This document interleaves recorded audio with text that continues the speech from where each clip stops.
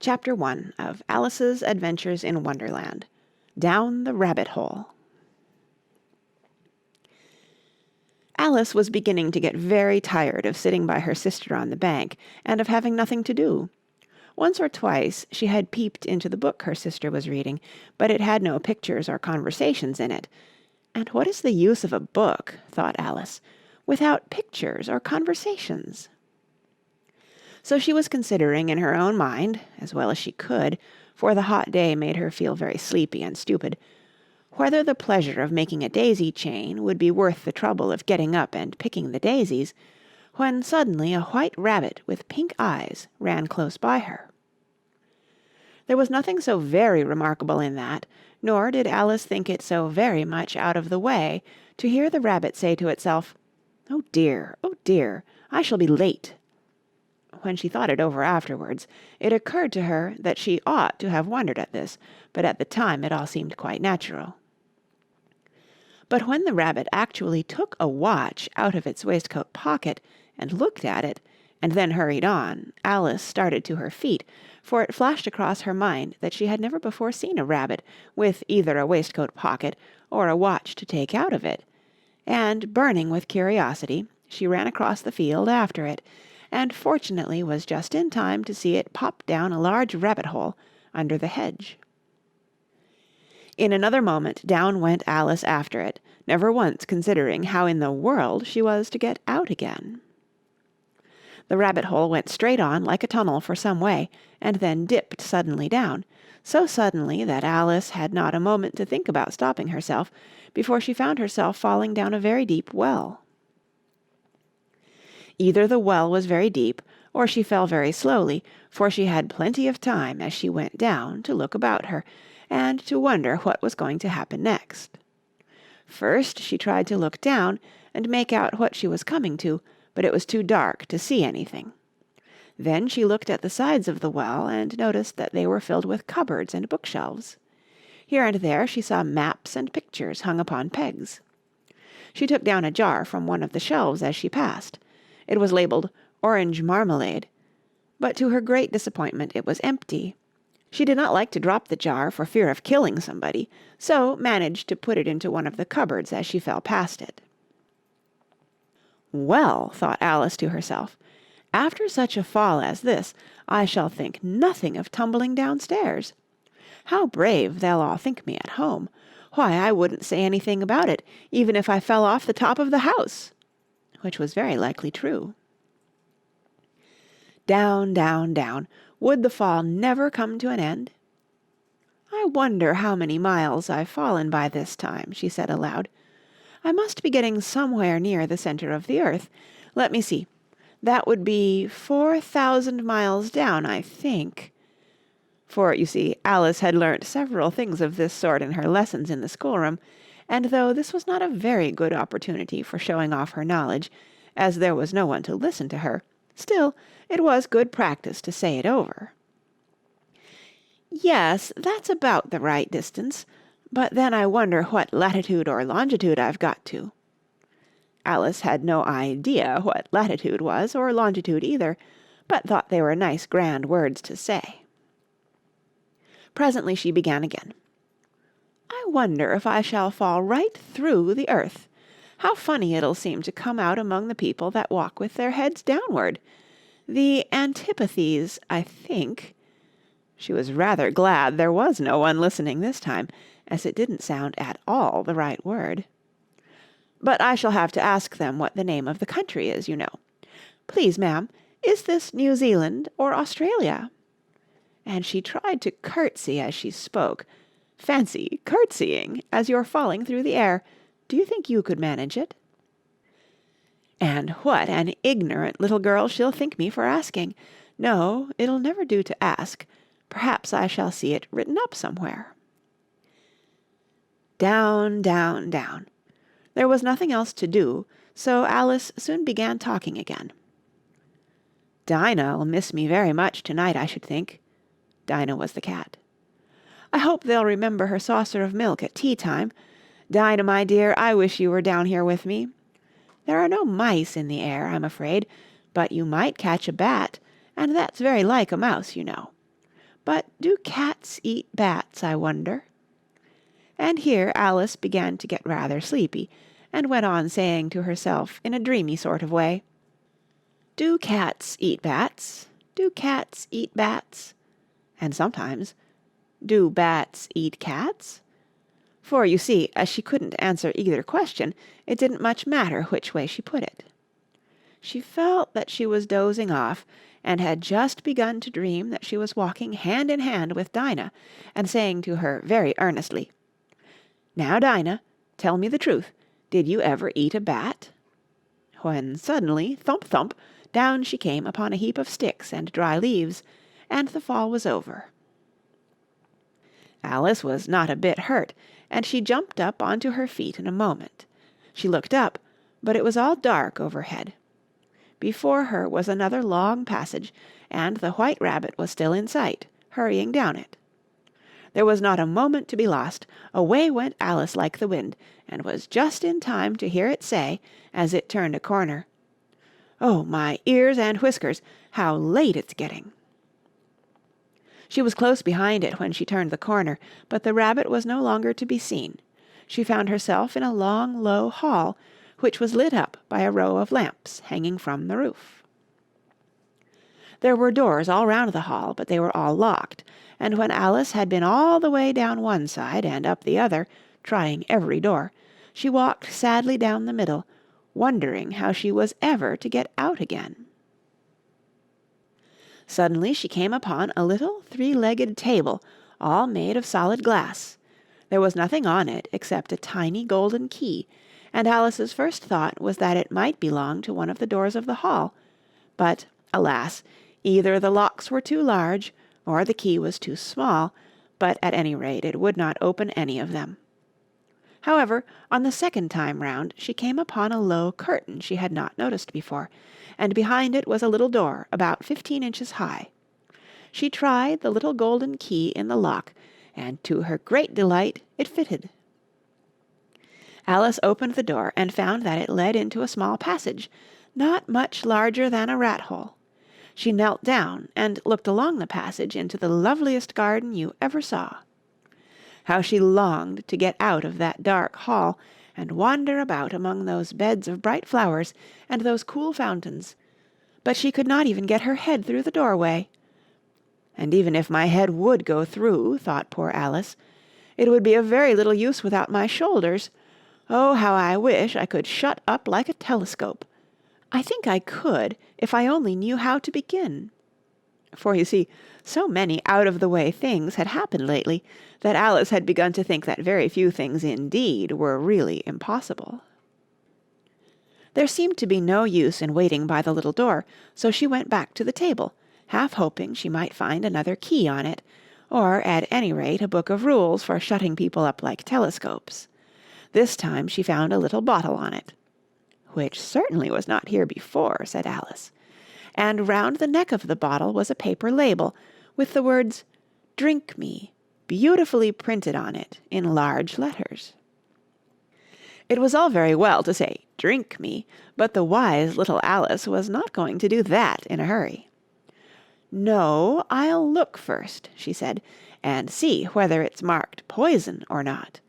For she had read several nice little histories about children who had got burnt and eaten up by wild beasts and other unpleasant things, all because they would not remember the simple rules their friends had taught them, such as that a red-hot poker will burn you if you hold it too long, and that if you cut your finger very deeply with a knife it usually bleeds, and she had never forgotten that, if you drink much from a bottle marked poison, it is almost certain to disagree with you sooner or later. However, this bottle was not marked poison, so Alice ventured to taste it, and finding it very nice (it had, in fact, a sort of mixed flavour of cherry tart, custard, pineapple, roast turkey, toffee, and hot buttered toast), she very soon finished it off. "What a curious feeling," said Alice. "I must be shutting up like a telescope." And so it was indeed.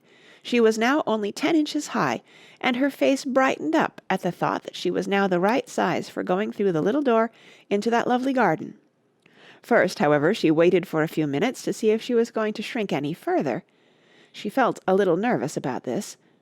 "For it might end, you know," said Alice to herself, "in my going out altogether, like a candle. I wonder what I should be like then." And she tried to fancy what the flame of a candle is like after the candle is blown out, for she could not remember ever having seen such a thing. After a while, finding that nothing more happened, she decided on going into the garden at once. But, alas for poor Alice! When she got to the door, she found she had forgotten the little golden key, and when she went back to the table for it, she found she could not possibly reach it. She could see it quite plainly through the glass, and she tried her best to climb up one of the legs of the table, but it was too slippery. And when she had tired herself out with trying, the poor little thing sat down and cried. "Come, there's no use in crying like that," said Alice to herself, rather sharply. "I advise you to leave off this minute." She generally gave herself very good advice, though she very seldom followed it, and sometimes she scolded herself so severely as to bring tears into her eyes, and once she remembered trying to box her own ears for having cheated herself in a game of croquet she was playing against herself, for this curious child was very fond of pretending to be two people. "But it's no use now," thought poor Alice, "to pretend to be two people. Why, there's hardly enough of me left to make one respectable person." Soon her eye fell on a little glass box that was lying under the table. She opened it, and found in it a very small cake, on which the words, "Eat me," were beautifully marked in currants. "Well, I'll eat it," said Alice, "and if it makes me grow larger, I can reach the key, and if it makes me grow smaller, I can creep under the door, so either way I'll get into the garden, and I don't care which happens." She ate a little bit, and said anxiously to herself, "Which way? Which way?" holding her hand on the top of her head to feel which way it was growing, and she was quite surprised to find that she remained the same size. To be sure, this generally happens when one eats cake, but Alice had got so much into the way of expecting nothing but out-of-the-way things to happen, that it seemed quite dull and stupid for life to go on in the common way. So she set to work, and very soon finished off the cake. End of Chapter 1. Chapter 2. The Pool of Tears. "Curiouser and curiouser!" cried Alice. She was so much surprised that for the moment she quite forgot how to speak good English. "Now I'm opening out like the largest telescope that ever was. Goodbye, feet!" For when she looked down at her feet, they seemed to be almost out of sight, they were getting so far off. "Oh, my poor little feet! I wonder who will put on your shoes and stockings for you now, dears. I'm sure I shan't be able. I shall be a great deal too far off to trouble myself about you. You must manage the best way you can. But I must be kind to them," thought Alice, "or perhaps they won't walk the way I want to go. Let me see. I'll give them a new pair of boots every Christmas." And she went on planning to herself how she would manage it. "They must go by the carrier," she thought, "and how funny it'll seem sending presents to one's own feet, and how odd the directions will look. Alice's right foot, Esquire, hearthrug, near the fender, with Alice's love. Oh dear, what nonsense I'm talking." Just then her head struck against the roof of the hall. In fact, she was now more than 9 feet high, and she at once took up the little golden key and hurried off to the garden door. Poor Alice! It was as much as she could do, lying down on one side, to look through into the garden with one eye, but to get through was more hopeless than ever. She sat down and began to cry again. "You ought to be ashamed of yourself," said Alice, "a great girl like you." She might well say this. "To go on crying in this way. Stop this moment, I tell you." But she went on all the same, shedding gallons of tears, until there was a large pool all round her, about 4 inches deep, and reaching half down the hall. After a time she heard a little pattering of feet in the distance, and she hastily dried her eyes to see what was coming. It was the White Rabbit returning, splendidly dressed, with a pair of white kid gloves in one hand and a large fan in the other. He came trotting along in a great hurry, muttering to himself as he came, "Oh, the Duchess, the Duchess! Oh, won't she be savage if I've kept her waiting!" Alice felt so desperate that she was ready to ask help of anyone, so when the rabbit came near her, she began, in a low, timid voice, "If you please, sir." The rabbit started violently, dropped the white kid gloves and the fan, and scurried away into the darkness as hard as he could go. Alice took up the fan and gloves, and, as the hall was very hot, she kept fanning herself all the time she went on talking. "Dear, dear, how queer everything is today, and yesterday things went on just as usual. I wonder if I've been changed in the night. Let me think. Was I the same when I got up this morning? I almost think I can remember feeling a little different. But if I'm not the same, the next question is, who in the world am I? Ah, that's the great puzzle." And she began thinking over all the children she knew that were of the same age as herself, to see if she could have been changed for any of them. "I'm sure I'm not Ada," she said, "for her hair goes in such long ringlets, and mine doesn't go in ringlets at all. And I'm sure I can't be Mabel, for I know all sorts of things, and she knows such a very little. Besides, she's she, and I'm I, and, oh dear, how puzzling it all is. I'll try if I know all the things I used to know. Let me see. 4 times 5 is 12, and 4 times 6 is 13, and 4 times 7 is... Oh dear, I shall never get to 20 at that rate. However, the multiplication table doesn't signify. Let's try geography. London is the capital of Paris, and Paris is the capital of Rome, and Rome... No, that's all wrong, I'm certain. I must have been changed for Mabel. I'll try and say, how doth the little? And she crossed her hands on her lap as if she were saying lessons, and began to repeat it, but her voice sounded hoarse and strange, and the words did not come the same as they used to do. How doth the little crocodile improve his shining tail, and pour the waters of the Nile on every golden scale? How cheerfully he seems to grin, how neatly spread his claws, and welcome little fishes in, with gently smiling jaws. I'm sure those are not the right words, said poor Alice, and her eyes filled with tears again as she went on. I must be Mabel after all, and I shall have to go and live in that poky little house, and have next to no toys to play with, and oh, ever so many lessons to learn. No, I've made up my mind about it. If I'm Mabel, I'll stay down here. It'll be no use their putting their heads down and saying, "Come up again, dear." I shall only look up and say, "Who am I, then? Tell me that first, and then, if I like being that person, I'll come up. If not, I'll stay down here till I'm somebody else. But, oh dear," cried Alice with a sudden burst of tears, "I do wish they would put their heads down. I am so very tired of being all alone here." As she said this, she looked down at her hands, and was surprised to see that she had put on one of the rabbit's little white kid gloves while she was talking. "How can I have done that?" she thought. "I must be growing small again." She got up and went to the table to measure herself by it, and found that, as nearly as she could guess, she was now about 2 feet high, and was going on shrinking rapidly. She soon found out that the cause of this was the fan she was holding, and she dropped it hastily, just in time to avoid shrinking away altogether.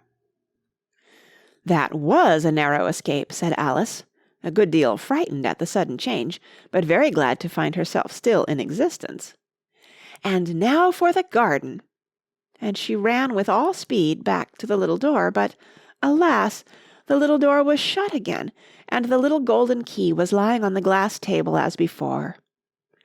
"And things are worse than ever," thought the poor child, "for I never was so small as this before, never, and I declare it's too bad, that it is."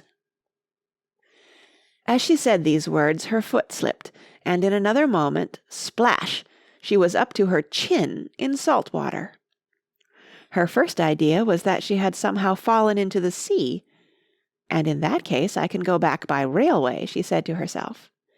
Alice had been to the seaside once in her life, and had come to the general conclusion that wherever you go to on the English coast, you find a number of bathing machines in the sea, some children digging in the sand with wooden spades, then a row of lodging-houses, and behind them a railway station.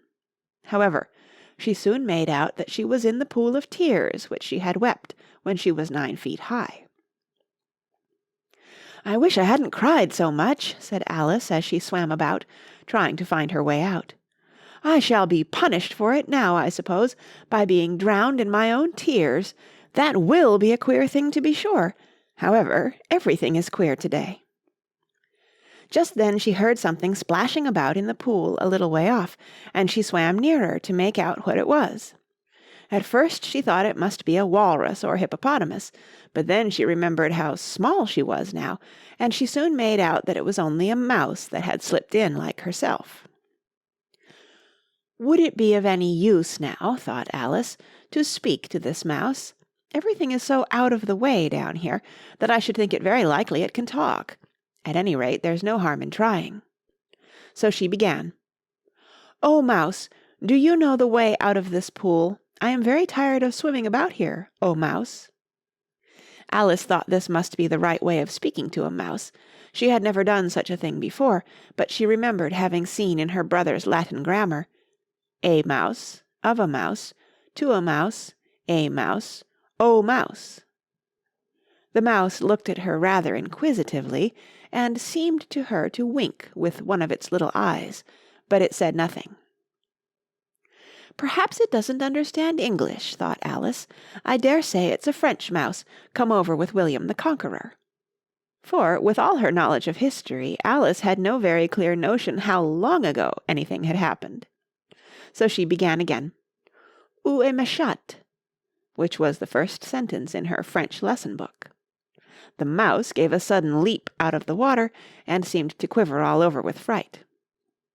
"Oh, I beg your pardon," cried Alice hastily, afraid that she had hurt the poor animal's feelings. "I quite forgot you didn't like cats." "Not like cats!" cried the mouse in a shrill, passionate voice. "Would you like cats if you were me?" "Well, perhaps not," said Alice in a soothing tone. "Don't be angry about it. And yet I wish I could show you our cat, Dinah. I think you'd take a fancy to cats if you could only see her. She is such a dear, quiet thing," Alice went on, half to herself, as she swam lazily about in the pool. "And she sits purring so nicely by the fire, licking her paws and washing her face, and she is such a nice soft thing to nurse, and she's such a capital one for catching mice. Oh, I beg your pardon," cried Alice again, for this time the mouse was bristling all over, and she felt certain it must be really offended. "We won't talk about her any more, if you'd rather not." "We, indeed!" cried the mouse, who was trembling down to the end of his tail. "As if I would talk on such a subject! Our family always hated cats. Nasty, low, vulgar things. Don't let me hear the name again." "I won't, indeed," said Alice, in a great hurry to change the subject of conversation. Are you fond of dogs?" The mouse did not answer, so Alice went on eagerly. "There is such a nice little dog near our house I should like to show you. A little bright-eyed terrier, you know, with oh, such long curly brown hair, and it'll fetch things when you throw them, and it'll sit up and beg for its dinner and all sorts of things. I can't remember half of them. And it belongs to a farmer, you know, and he says it's so useful it's worth 100 pounds. He says it kills all the rats and—" "Oh dear," cried Alice in a sorrowful tone, "I'm afraid I've offended it again." For the mouse was swimming away from her as hard as it could go, and making quite a commotion in the pool as it went. So she called softly after it, "Mouse dear, do come back again, and we won't talk about cats or dogs either if you don't like them." When the mouse heard this, it turned round and swam slowly back to her. Its face was quite pale, with passion, Alice thought, and it said in a low, trembling voice, Let us get to the shore, and then I'll tell you my history, and you'll understand why it is I hate cats and dogs." It was high time to go, for the pool was getting quite crowded with the birds and animals that had fallen into it. There were a duck and a dodo, a lory and an eaglet, and several other curious creatures. Alice led the way, and the whole party swam to the shore. End of Chapter 2. Chapter 3. A Caucus Race and a Long Tail. They were indeed a queer-looking party that assembled on the bank, the birds with draggled feathers, the animals with their fur clinging close to them, and all dripping wet, cross, and uncomfortable. The first question, of course, was how to get dry again. They had a consultation about this, and after a few minutes it seemed quite natural to Alice to find herself talking familiarly with them, as if she had known them all her life. Indeed, she had quite a long argument with the lory, who at last turned sulky, and would only say, "I am older than you, and must know better." And this Alice would not allow without knowing how old it was, and, as the lory positively refused to tell its age, there was no more to be said. At last the mouse, who seemed to be a person of authority among them, called out, "Sit down, all of you, and listen to me. I'll soon make you dry enough." They all sat down at once in a large ring with the mouse in the middle. Alice kept her eyes anxiously fixed on it, for she felt sure she would catch a bad cold if she did not get dry very soon. "Ahem!" said the mouse with an important air. "Are you all ready? This is the driest thing I know. Silence all round, if you please. William the Conqueror, whose cause was favoured by the Pope, was soon submitted to by the English, who wanted leaders, and had been of late much accustomed to usurpation and conquest. Edwin and Morcar, the Earls of Mercia and Northumbria—" "Ugh!" said the lory with a shiver. "I beg your pardon," said the mouse, frowning, but very politely. "Did you speak?" "Not I," said the lory hastily. "I thought you did," said the mouse. "I proceed.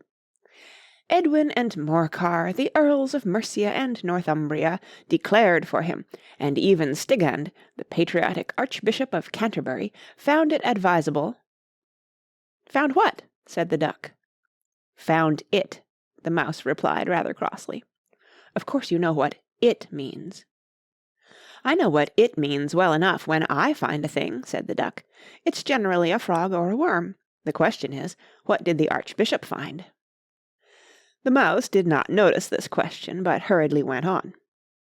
"Found it advisable to go with Edgar Atheling to meet William and offer him the crown. William's conduct at first was moderate, but the insolence of his Normans— How are you getting on now, my dear?" it continued, turning to Alice as it spoke. "As wet as ever," said Alice in a melancholy tone. "It doesn't seem to dry me at all." "In that case," said the dodo solemnly, rising to its feet, "I move that the meeting adjourn for the immediate adoption of more energetic remedies." "Speak English," said the eaglet. "I don't know the meaning of half those long words, and what's more, I don't believe you do either." And the eaglet bent down its head to hide a smile. Some of the other birds tittered audibly. "What I was going to say," said the dodo in an offended tone, "was that the best thing to get us dry would be a caucus race." "What is a caucus race?" said Alice, not that she wanted much to know, but the dodo had paused, as if it thought that somebody ought to speak, and no one else seemed inclined to say anything. "Why," said the dodo, "the best way to explain it is to do it. And, as you might like to try the thing yourself some winter day, I will tell you how the dodo managed it. First it marked out a race course in a sort of circle. The exact shape doesn't matter, it said. And then all the party were placed along the course, here and there. There was no 1, 2, 3, and away, but they began running when they liked, and left off when they liked, so that it was not easy to know when the race was over. However, when they had been running half an hour or so, and were quite dry again, the dodo suddenly called out, 'The race is over!' and they all crowded round it, panting, and asking, 'But who has won?'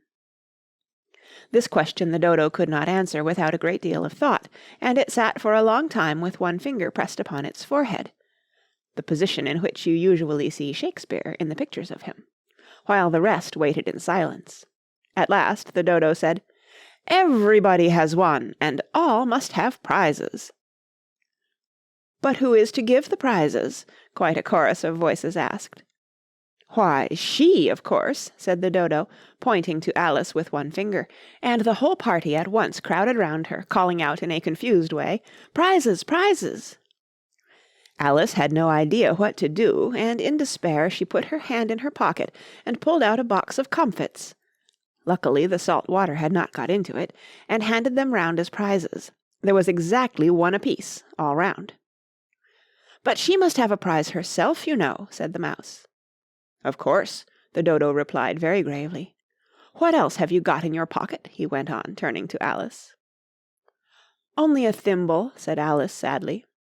"Hand it over here," said the dodo. Then they all crowded round her once more while the dodo solemnly presented the thimble, saying, "We beg your acceptance of this elegant thimble," and when it had finished this short speech they all cheered.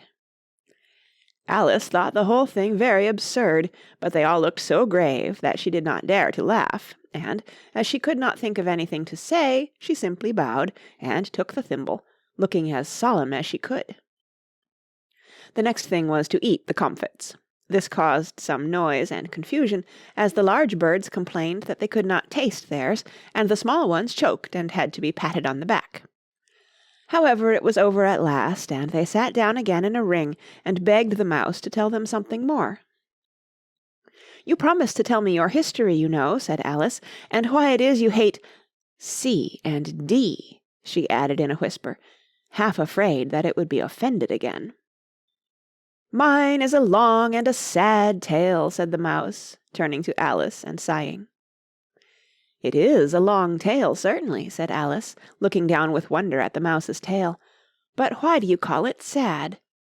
And she kept on puzzling about it while the mouse was speaking, so that her idea of the tale was something like this. And here the mouse's words are printed in a long snaky line down the page, like a mouse's tail. "Fury said to a mouse that he met in the house, 'Let us both go to law, I will prosecute you.' 'Come, I'll take no denial, we must have a trial, for really this morning I've nothing to do.' Said the mouse to the cur, 'Such a trial, dear sir, with no jury or judge would be wasting our breath.'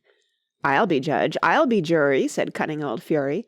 'I'll try the whole cause, and condemn you to death.' 'You are not attending,' said the mouse to Alice severely. 'What are you thinking of?' 'I beg your pardon,' said Alice very humbly. 'You had got to the fifth bend, I think.'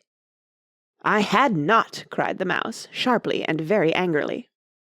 'A knot?' said Alice, always ready to make herself useful, and looking anxiously about her. 'Oh, do let me help to undo it.' 'I shall do nothing of the sort,' said the mouse, getting up and walking away. 'You insult me by talking such nonsense.' 'I didn't mean it,' pleaded poor Alice, 'but you're so easily offended, you know.' The mouse only growled in reply. 'Please come back and finish your story,' Alice called after it, and the others all joined in chorus, 'Yes, please do.' But the mouse only shook its head impatiently and walked a little quicker. "What a pity it wouldn't stay," sighed the Lory, as soon as it was quite out of sight, and an old crab took the opportunity of saying to her daughter, "Ah, my dear, let this be a lesson to you never to lose your temper." "Hold your tongue, Ma," said the young crab, a little snappishly. "You're enough to try the patience of an oyster." "I wish I had our Dinah here, I know I do," said Alice aloud, addressing nobody in particular. "She'd soon fetch it back." "And who is Dinah, if I might venture to ask the question?" said the Lory. Alice replied eagerly, for she was always ready to talk about her pet. "Dinah's our cat, and she's such a capital one for catching mice, you can't think. And, oh, I wish you could see her after the birds. Why, she'll eat a little bird as soon as look at it." This speech caused a remarkable sensation among the party. Some of the birds hurried off at once. One old magpie began wrapping itself up very carefully, remarking, "I really must be getting home. The night air doesn't suit my throat." and a canary called out in a trembling voice to its children, "Come away, my dears! It's high time you were all in bed." On various pretexts they all moved off, and Alice was soon left alone. "I wish I hadn't mentioned Dinah," she said to herself in a melancholy tone. "Nobody seems to like her down here, and I'm sure she's the best cat in the world. Oh, my dear Dinah, I wonder if I shall ever see you any more." And here poor Alice began to cry again, for she felt very lonely and low-spirited. In a little while, however, she again heard a little pattering of footsteps in the distance, and she looked up eagerly, half hoping that the mouse had changed his mind, and was coming back to finish his story. End of Chapter 3. Chapter 4. The Rabbit Sends in a Little Bill. It was the White Rabbit, trotting slowly back again, and looking anxiously about as it went, as if it had lost something, and she heard it muttering to itself, "The Duchess! The Duchess! Oh, my dear paws! Oh, my fur and whiskers! She'll get me executed, as sure as ferrets are ferrets! Where can I have dropped them, I wonder?" Alice guessed in a moment that it was looking for the fan and the pair of white kid gloves, and she very good-naturedly began hunting about for them, but they were nowhere to be seen. Everything seemed to have changed since her swim in the pool, and the great hall, with the glass table and the little door, had vanished completely. Very soon the rabbit noticed Alice as she went hunting about, and called out to her in an angry tone, "Why, Mary Ann, what are you doing out here? Run home this moment, and fetch me a pair of gloves and a fan. Quick now!" And Alice was so much frightened that she ran off at once in the direction it pointed to, without trying to explain the mistake it had made. "He took me for his housemaid," she said to herself as she ran. "How surprised he'll be when he finds out who I am! But I'd better take him his fan and gloves, that is, if I can find them." As she said this, she came upon a neat little house, on the door of which was a bright brass plate with the name W. Rabbit engraved upon it. She went in without knocking, and hurried upstairs, in great fear lest she should meet the real Mary Ann, and be turned out of the house before she had found the fan and gloves. "How queer it seems," Alice said to herself, "to be going messages for a rabbit. I suppose Dinah'll be sending me on messages next." And she began fancying the sort of thing that would happen. "Miss Alice, come here directly and get ready for your walk." "Coming in a minute, nurse, but I've got to see that the mouse doesn't get out."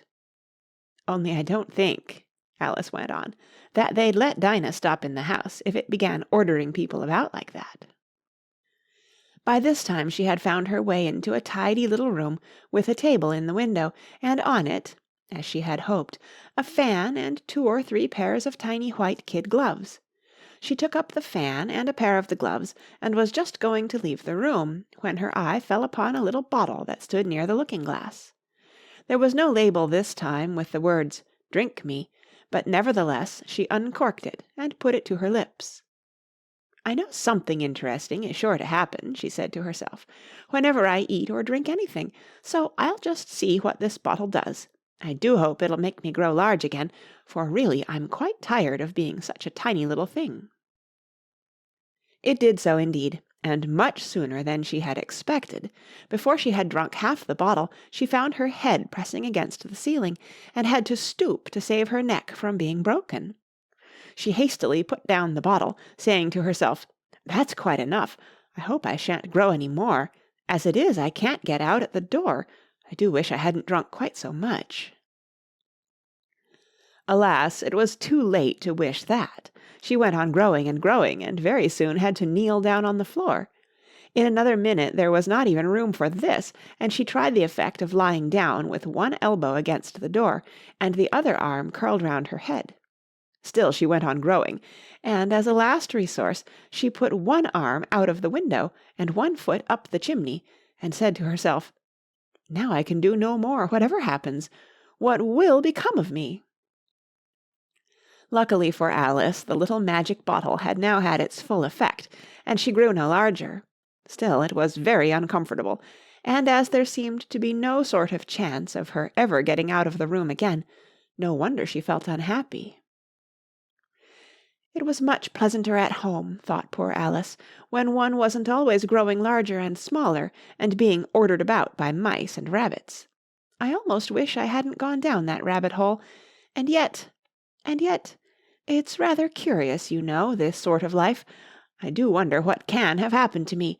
When I used to read fairy tales, I fancied that kind of thing never happened, and now here I am in the middle of one. There ought to be a book written about me, that there ought, and when I grow up I'll write one. But I'm grown up now, she added in a sorrowful tone. At least there's no room to grow up any more here. But then, thought Alice, shall I never get any older than I am now? That'll be a comfort in one way, never to be an old woman, but then always to have lessons to learn. Oh, I shouldn't like that. Oh, you foolish Alice, she answered herself. How can you learn lessons in here? Why, there's hardly room for you, and no room at all for any lesson books. And so she went on, taking first one side and then the other, and making quite a conversation of it altogether, but after a few minutes she heard a voice outside, and stopped to listen. "Mary Ann, Mary Ann," said the voice, "fetch me my gloves this moment." Then came a little pattering of feet on the stairs. Alice knew it was the rabbit coming to look for her, and she trembled till she shook the house, quite forgetting that she was now about 1,000 times as large as the rabbit, and had no reason to be afraid of it. Presently the rabbit came up to the door and tried to open it, but, as the door opened inwards, and Alice's elbow was pressed hard against it, that attempt proved a failure. Alice heard it say to itself, "Then I'll go round and get in at the window." "That you won't," thought Alice, and, after waiting till she fancied she heard the rabbit just under the window, she suddenly spread out her hand and made a snatch in the air. She did not get hold of anything, but she heard a little shriek and a fall and a crash of broken glass, from which she concluded that it was just possible it had fallen into a cucumber frame or something of the sort. Next came an angry voice, the rabbit's, "Pat, Pat, where are you?" And then a voice she had never heard before, "Sure then I'm here, digging for apples, your honour." "Digging for apples, indeed," said the rabbit angrily. "Here, come and help me out of this." Sounds of more broken glass. "Now tell me, Pat, what's that in the window?" "Sure, it's an arm, your honour." He pronounced it arum.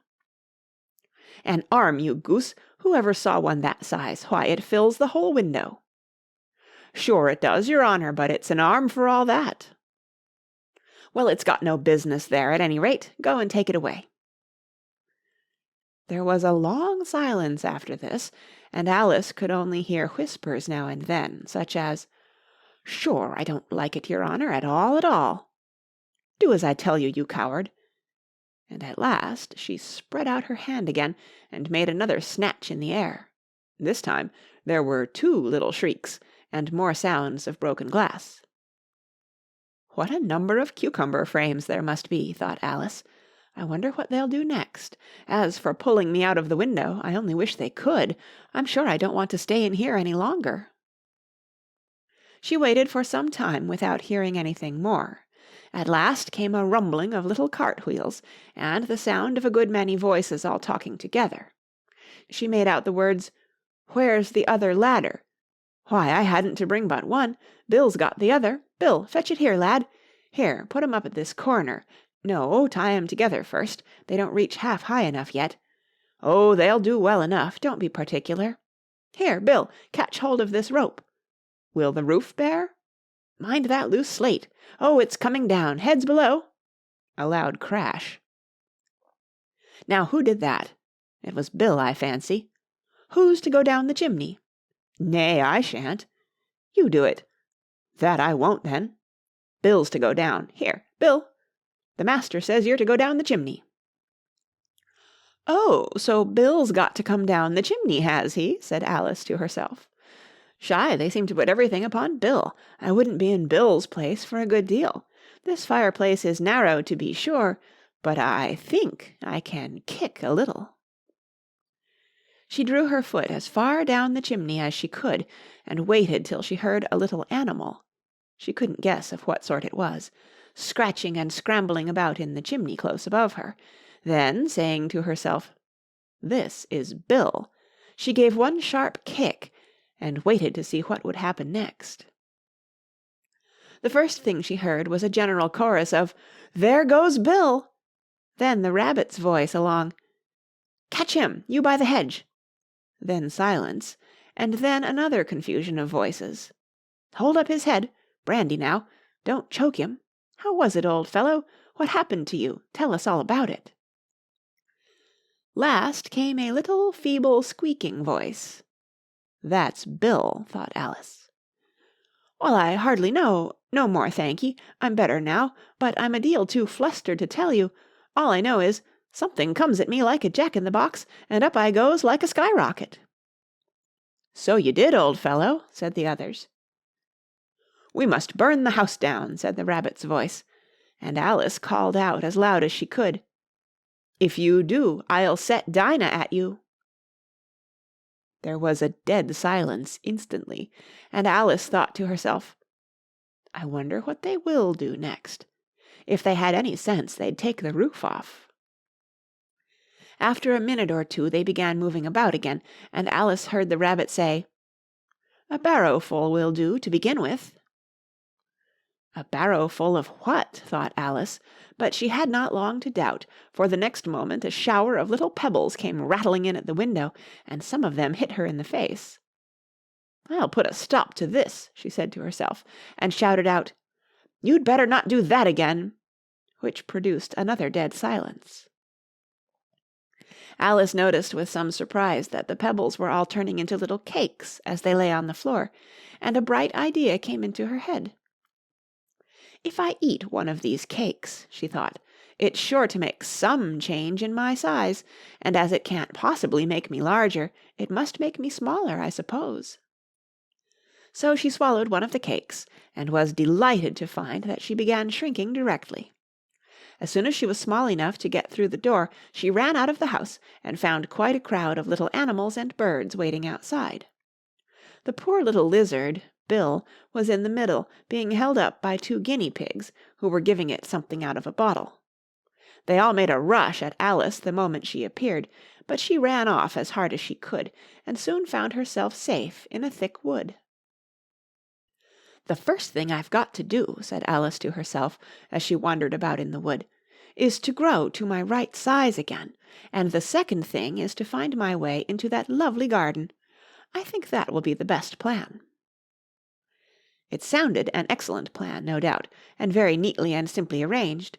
The only difficulty was that she had not the smallest idea how to set about it, and while she was peering about anxiously among the trees, a little sharp bark just over her head made her look up in a great hurry. An enormous puppy was looking down at her with large round eyes, and feebly stretching out one paw, trying to touch her. "Poor little thing," said Alice in a coaxing tone, and she tried hard to whistle to it, but she was terribly frightened all the time at the thought that it might be hungry, in which case it would be very likely to eat her up, in spite of all her coaxing. Hardly knowing what she did, she picked up a little bit of stick and held it out to the puppy, whereupon the puppy jumped into the air off all its feet at once with a yelp of delight, and rushed at the stick and made believe to worry it. Then Alice dodged behind a great thistle to keep herself from being run over, and the moment she appeared on the other side the puppy made another rush at the stick, and tumbled head over heels in its hurry to get hold of it. Then Alice, thinking it was very like having a game of play with a cart-horse, and expecting every moment to be trampled under its feet, ran round the thistle again. Then the puppy began a series of short charges at the stick, running a very little way forwards each time, and a long way back, and barking hoarsely all the while, till at last it sat down a good way off, panting, with its tongue hanging out of its mouth, and its great eyes half shut. This seemed to Alice a good opportunity for making her escape, so she set off at once, and ran till she was quite tired and out of breath, and till the puppy's bark sounded quite faint in the distance. "And yet what a dear little puppy it was," said Alice, as she leant against a buttercup to rest herself, and fanned herself with one of the leaves. "I should have liked teaching it tricks very much, if I'd only been the right size to do it. Oh dear, I'd nearly forgotten that I've got to grow up again. Let me see. How is it to be managed? I suppose I ought to eat or drink something or other, but the great question is, what? The great question certainly was, what? Alice looked all round her, at the flowers and the blades of grass, but she did not see anything that looked like the right thing to eat or drink under the circumstances. There was a large mushroom growing near her, about the same height as herself, and when she had looked under it, and on both sides of it, and behind it, it occurred to her that she might as well look and see what was on the top of it. She stretched herself up on tiptoe, and peeped over the edge of the mushroom, and her eyes immediately met those of a large caterpillar that was sitting on the top with its arms folded, quietly smoking a long hookah, and taking not the smallest notice of her or of anything else. End of Chapter 4. Chapter 5. Advice from a Caterpillar. The caterpillar and Alice looked at each other for some time in silence. At last the caterpillar took the hookah out of its mouth and addressed her in a languid, sleepy voice. "Who are you?" said the caterpillar. This was not an encouraging opening for a conversation. Alice replied rather shyly, I hardly know, sir, just at present. At least I know who I was when I got up this morning, but I think I must have been changed several times since then." "What do you mean by that?" said the caterpillar sternly. "Explain yourself." "I can't explain myself, I'm afraid, sir," said Alice, "because I'm not myself, you see." "I don't see," said the caterpillar. "I'm afraid I can't put it more clearly," Alice replied very politely, "for I can't understand it myself to begin with, and being so many different sizes in a day is very confusing." "It isn't," said the caterpillar. "Well, perhaps you haven't found it so yet," said Alice, "but when you have to turn into a chrysalis, you will some day, you know, and then after that into a butterfly, I should think you'll feel it a little queer, won't you?" "Not a bit," said the caterpillar. "Well, perhaps your feelings may be different," said Alice. "All I know is, it would feel very queer to me." "You," said the caterpillar contemptuously. "Who are you?" Which brought them back again to the beginning of the conversation.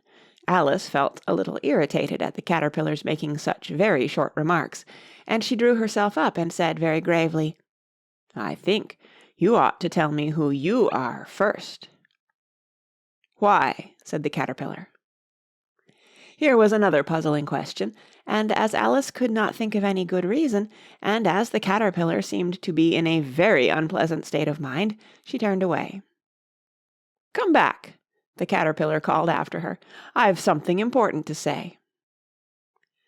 This sounded promising, certainly. Alice turned and came back. "Keep your temper," said the caterpillar. "Is that all?" said Alice, swallowing down her anger as well as she could. "No," said the caterpillar. Alice thought she might as well wait, as she had nothing else to do, and perhaps after all it might tell her something worth hearing. For some minutes it puffed away without speaking, but at last it unfolded its arms, took the hookah out of its mouth again, and said, "So you think you're changed, do you?" "I'm afraid I am, sir," said Alice. "I can't remember things as I used, and I don't keep the same size for 10 minutes together." "Can't remember what things?" said the caterpillar. "Well, I've tried to say, 'How doth the little busy bee?' but it all came different," Alice replied in a very melancholy voice. "Repeat, 'You are old, Father William,'" said the caterpillar. Alice folded her hands and began. "You are old, Father William," the young man said, "and your hair has become very white. And yet you incessantly stand on your head. Do you think at your age it is right?" "In my youth," Father William replied to his son, "I feared it might injure the brain. But now that I'm perfectly sure I have none, why, I do it again and again." "You are old," said the youth, "as I mentioned before, and have grown most uncommonly fat. Yet you turned a back somersault in at the door. Pray, what is the reason of that?" "In my youth," said the sage, as he shook his grey locks, "I kept all my limbs very supple by the use of this ointment, 1 shilling the box. Allow me to sell you a couple."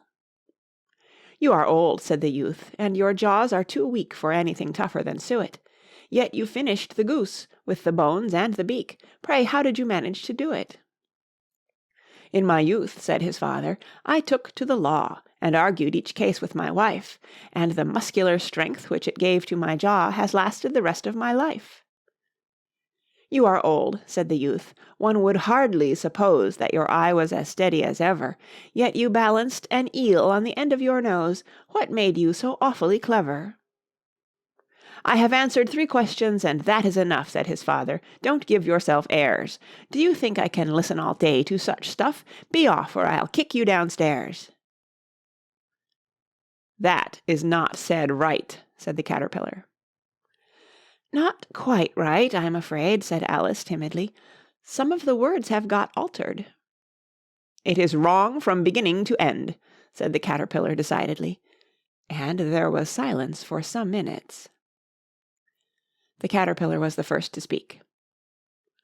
"What size do you want to be?" it asked. "Oh, I'm not particular as to size," Alice hastily replied, "only one doesn't like changing so often, you know." "I don't know," said the caterpillar. Alice said nothing. She had never been so much contradicted in her life before, and she felt that she was losing her temper. "Are you content now?" said the caterpillar. "Well, I should like to be a little larger, sir, if you wouldn't mind," said Alice. 3 inches is such a wretched height to be." "It is a very good height indeed," said the caterpillar angrily, rearing itself upright as it spoke. It was exactly 3 inches high. "But I'm not used to it," pleaded poor Alice in a piteous tone. And she thought to herself, "I wish the creatures wouldn't be so easily offended." "You'll get used to it in time," said the caterpillar, and it put the hookah into its mouth and began smoking again. This time Alice waited patiently until it chose to speak again. In a minute or 2 the caterpillar took the hookah out of its mouth and yawned once or twice and shook itself. Then it got down off the mushroom and crawled away in the grass, merely remarking as it went, "One side will make you grow taller, and the other side will make you grow shorter." "One side of what? The other side of what?" thought Alice to herself. "Of the mushroom," said the caterpillar, just as if she had asked it aloud, and in another moment it was out of sight. Alice remained looking thoughtfully at the mushroom for a minute, trying to make out which were the 2 sides of it, and as it was perfectly round, she found this a very difficult question. However, at last she stretched her arms round it as far as they would go, and broke off a bit of the edge with each hand. "And now which is which?" she said to herself, and nibbled a little of the right-hand bit to try the effect. The next moment she felt a violent blow underneath her chin. It had struck her foot. She was a good deal frightened by this very sudden change, but she felt that there was no time to be lost, as she was shrinking rapidly. So she set to work at once to eat some of the other bit. Her chin was pressed so closely against her foot that there was hardly room to open her mouth, but she did it at last, and managed to swallow a morsel of the left-hand bit. "Come, my head's free at last," said Alice in a tone of delight, which changed into alarm in another moment, when she found that her shoulders were nowhere to be found. All she could see, when she looked down, was an immense length of neck, which seemed to rise like a stalk out of a sea of green leaves that lay far below her. "What can all that green stuff be?" said Alice. "And where have my shoulders got to? And oh, my poor hands! How is it I can't see you?" She was moving them about as she spoke, but no result seemed to follow, except a little shaking among the distant green leaves. As there seemed to be no chance of getting her hands up to her head, she tried to get her head down to them, and was delighted to find that her neck would bend about easily in any direction like a serpent. She had just succeeded in curving it down into a graceful zigzag, and was going to dive in among the leaves, which she found to be nothing but the tops of the trees under which she had been wandering, when a sharp hiss made her draw back in a hurry. A large pigeon had flown into her face, and was beating her violently with its wings. "Serpent!" screamed the pigeon. "I'm not a serpent," said Alice indignantly. "Let me alone." "Serpent, I say again," repeated the pigeon, but in a more subdued tone, and added with a kind of sob, "I've tried every way, and nothing seems to suit them." "I haven't the least idea what you're talking about," said Alice. "I've tried the roots of trees, and I've tried banks, and I've tried hedges," the pigeon went on, without attending to her. "But those serpents, there's no pleasing them." Alice was more and more puzzled, but she thought there was no use in saying anything more till the pigeon had finished. "As if it wasn't trouble enough hatching the eggs," said the pigeon, "but I must be on the lookout for serpents night and day. Why, I haven't had a wink of sleep these 3 weeks." "I'm very sorry you've been annoyed," said Alice, who was beginning to see its meaning. "And just as I'd taken the highest tree in the wood," continued the pigeon, raising its voice to a shriek, "and just as I was thinking I should be free of them at last, they must needs come wriggling down from the sky. Ugh! Serpent!" "But I'm not a serpent, I tell you," said Alice. I'm a—" "Well, what are you?" said the pigeon. "I can see you're trying to invent something." "I'm a little girl," said Alice, rather doubtfully, as she remembered the number of changes she had gone through that day. "A likely story indeed," said the pigeon in a tone of the deepest contempt. "I've seen a good many little girls in my time, but never one with such a neck as that. No, no, you're a serpent, and there's no use denying it. I suppose you'll be telling me next that you never tasted an egg." "I have tasted eggs, certainly," said Alice, who was a very truthful child, "but little girls eat eggs quite as much as serpents do, you know." "I don't believe it," said the pigeon, "but if they do, why then they're a kind of serpent. That's all I can say." This was such a new idea to Alice that she was quite silent for a minute or two, which gave the pigeon the opportunity of adding, "You're looking for eggs, I know that well enough, and what does it matter to me whether you're a little girl or a serpent?" "It matters a good deal to me," said Alice hastily, "but I'm not looking for eggs as it happens, and if I was I shouldn't want yours. I don't like them raw." "Well, be off then," said the pigeon in a sulky tone, as it settled down again into its nest. Alice crouched down among the trees as well as she could, for her neck kept getting entangled among the branches, and every now and then she had to stop and untwist it. After a while she remembered that she still held the pieces of mushroom in her hands, and she set to work very carefully, nibbling first at one and then at the other, and growing sometimes taller and sometimes shorter, until she had succeeded in bringing herself down to her usual height. It was so long since she had been anything near the right size that it felt quite strange at first, but she got used to it in a few minutes, and began talking to herself as usual. "Come, there's half my plan done now. How puzzling all these changes are. I'm never sure what I'm going to be from one minute to another. However, I've got back to my right size. The next thing is to get into that beautiful garden. How is that to be done, I wonder?" As she said this, she came suddenly upon an open place, with a little house in it about 4 feet high. "Whoever lives there," thought Alice, "it'll never do to come upon them this size. Why, I should frighten them out of their wits." So she began nibbling at the right-hand bit again, and did not venture to go near the house till she had brought herself down to 9 inches high. End of Chapter 5. Chapter 6. Pig and Pepper. For a minute or two she stood looking at the house and wondering what to do next, when suddenly a footman in livery came running out of the wood. She considered him to be a footman because he was in livery.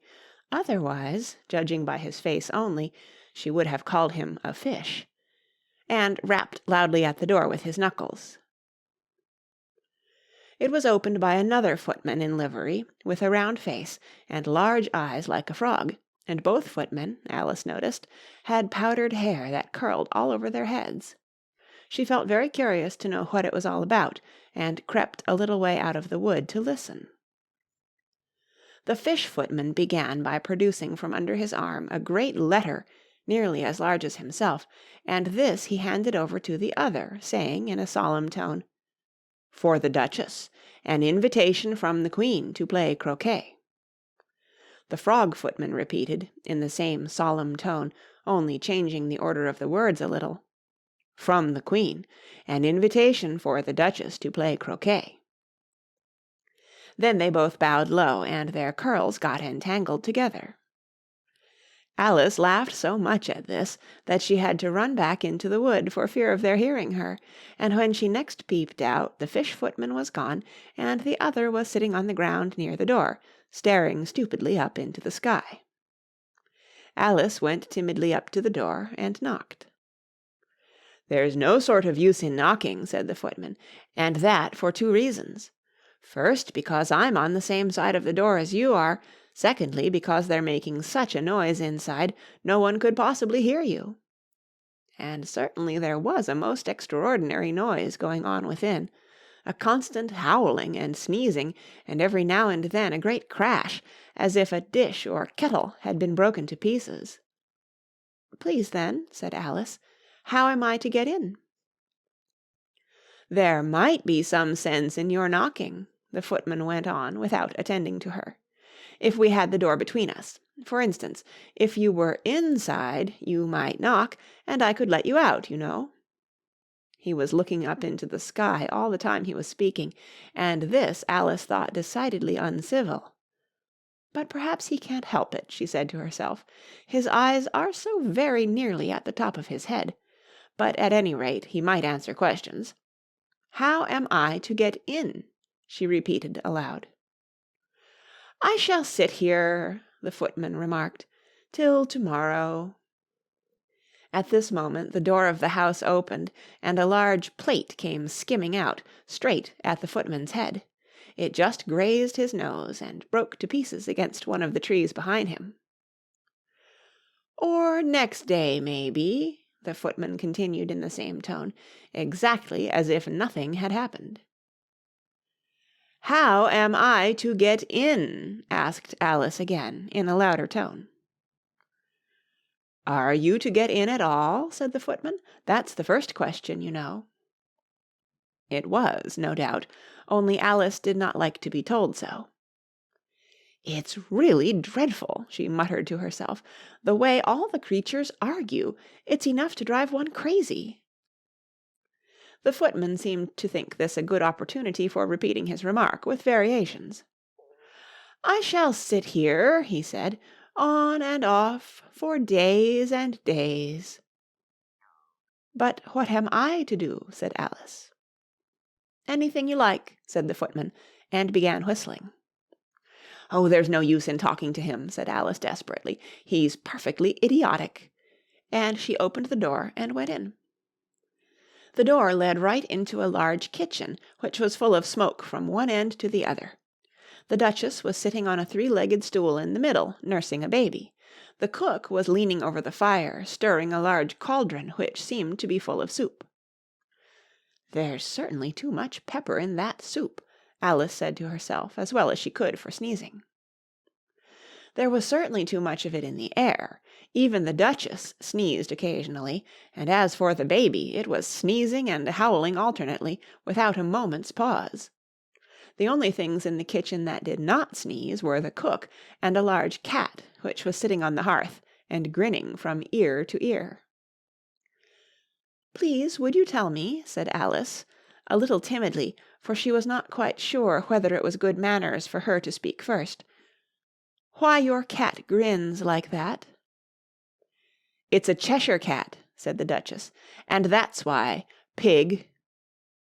She said the last word with such sudden violence that Alice quite jumped, but she saw in another moment that it was addressed to the baby and not to her, so she took courage and went on again. "I didn't know that Cheshire cats always grinned. In fact, I didn't know that cats could grin." "They all can," said the Duchess, "and most of 'em do." "I don't know of any that do," Alice said very politely, feeling quite pleased to have got into a conversation. "You don't know much," said the Duchess, "and that's a fact." Alice did not at all like the tone of this remark, and thought it would be as well to introduce some other subject of conversation. While she was trying to fix on one, the cook took the cauldron of soup off the fire, and at once set to work throwing everything within her reach at the Duchess and the baby. The fire-irons came first, then followed a shower of saucepans, plates, and dishes. The Duchess took no notice of them even when they hit her, and the baby was howling so much already that it was quite impossible to say whether the blows hurt it or not. "Oh, please mind what you're doing," cried Alice, jumping up and down in an agony of terror. "Oh, there goes his precious nose!" as an unusually large saucepan flew close by it, and very nearly carried it off. "If everybody minded their own business," the Duchess said in a hoarse growl, "the world would go round a deal faster than it does." "Which would not be an advantage," said Alice, who felt very glad to get an opportunity of showing off a little of her knowledge. "Just think of what work it would make with the day and night. You see, the earth takes 24 hours to turn round on its axis." "Talking of axes," said the Duchess, "chop off her head." Alice glanced rather anxiously at the cook to see if she meant to take the hint, but the cook was busy stirring the soup, and seemed not to be listening, so she went on again. 24 hours, I think, or is it 12? "Oh, don't bother me," said the Duchess. "I never could abide figures." And with that she began nursing her child again, singing a sort of lullaby to it as she did so, and giving it a violent shake at the end of every line. "Speak roughly to your little boy, and beat him when he sneezes. He only does it to annoy, because he knows it teases." Chorus, in which the cook and the baby joined. "Wow, wow, wow." While the Duchess sang the second verse of the song, she kept tossing the baby violently up and down, and the poor little thing howled so that Alice could hardly hear the words. "I speak severely to my boy, I beat him when he sneezes, for he can thoroughly enjoy the pepper when he pleases." Chorus. "Wow, wow, wow." "Here, you may nurse it a bit if you like," the Duchess said to Alice, flinging the baby at her as she spoke. "I must go and get ready to play croquet with the Queen." And she hurried out of the room. The cook threw a frying pan after her as she went out, but it just missed her. Alice caught the baby with some difficulty, as it was a queer-shaped little creature, and held out its arms and legs in all directions. "Just like a starfish," thought Alice. The poor little thing was snorting like a steam engine when she caught it, and kept doubling itself up and straightening itself out again, so that altogether, for the first minute or two, it was as much as she could do to hold it. As soon as she had made out the proper way of nursing it, which was to twist it up into a sort of knot, and then keep tight hold of its right ear and left foot so as to prevent its undoing itself, she carried it out into the open air. "If I don't take this child away with me," thought Alice, "they're sure to kill it in a day or two. Wouldn't it be murder to leave it behind?" She said the last words out loud, and the little thing grunted in reply. It had left off sneezing by this time. "Don't grunt," said Alice. "That's not at all a proper way of expressing yourself." The baby grunted again, and Alice looked very anxiously into its face to see what was the matter with it. There could be no doubt that it had a very turned-up nose, much more like a snout than a real nose. Also, its eyes were getting extremely small for a baby. Altogether, Alice did not like the look of the thing at all. But perhaps it was only sobbing, she thought, and looked into its eyes again to see if there were any tears. No, there were no tears. "If you're going to turn into a pig, my dear," said Alice seriously, "I'll have nothing more to do with you. Mind now!" The poor little thing sobbed again, or grunted, it was impossible to say which, and they went on for some while in silence.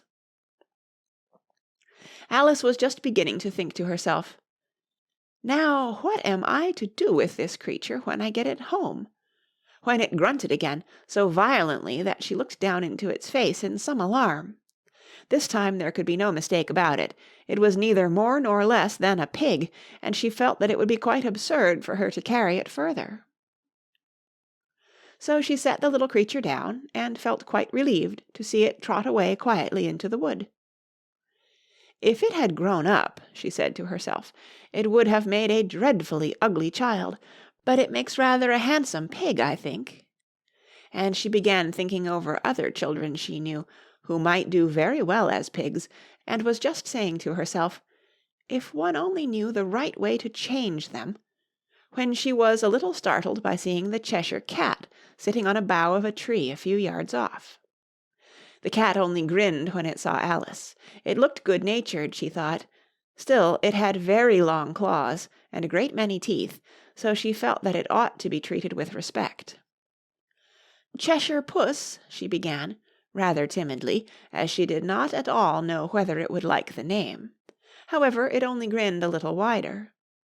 "Come, it's pleased so far," thought Alice, and she went on. "Would you tell me, please, which way I ought to go from here?" "That depends a good deal on where you want to get to," said the cat. "I don't much care where," said Alice. "Then it doesn't matter which way you go," said the cat. "So long as I get somewhere," Alice added as an explanation. "Oh, you're sure to do that," said the cat, "if you only walk long enough." Alice felt that this could not be denied, so she tried another question. "What sort of people live about here?" "In that direction," the cat said, waving its right paw round, "lives a hatter, and in that direction," waving the other paw, "lives a March hare. Visit either you like. They're both mad." "But I don't want to go among mad people," Alice remarked. "Oh, you can't help that," said the cat. "We're all mad here. I'm mad. You're mad." "How do you know I'm mad?" said Alice. "You must be," said the cat, "or you wouldn't have come here." Alice didn't think that proved it at all. However, she went on. "And how do you know that you're mad?" "To begin with," said the cat, "a dog's not mad. You grant that?" "I suppose so," said Alice.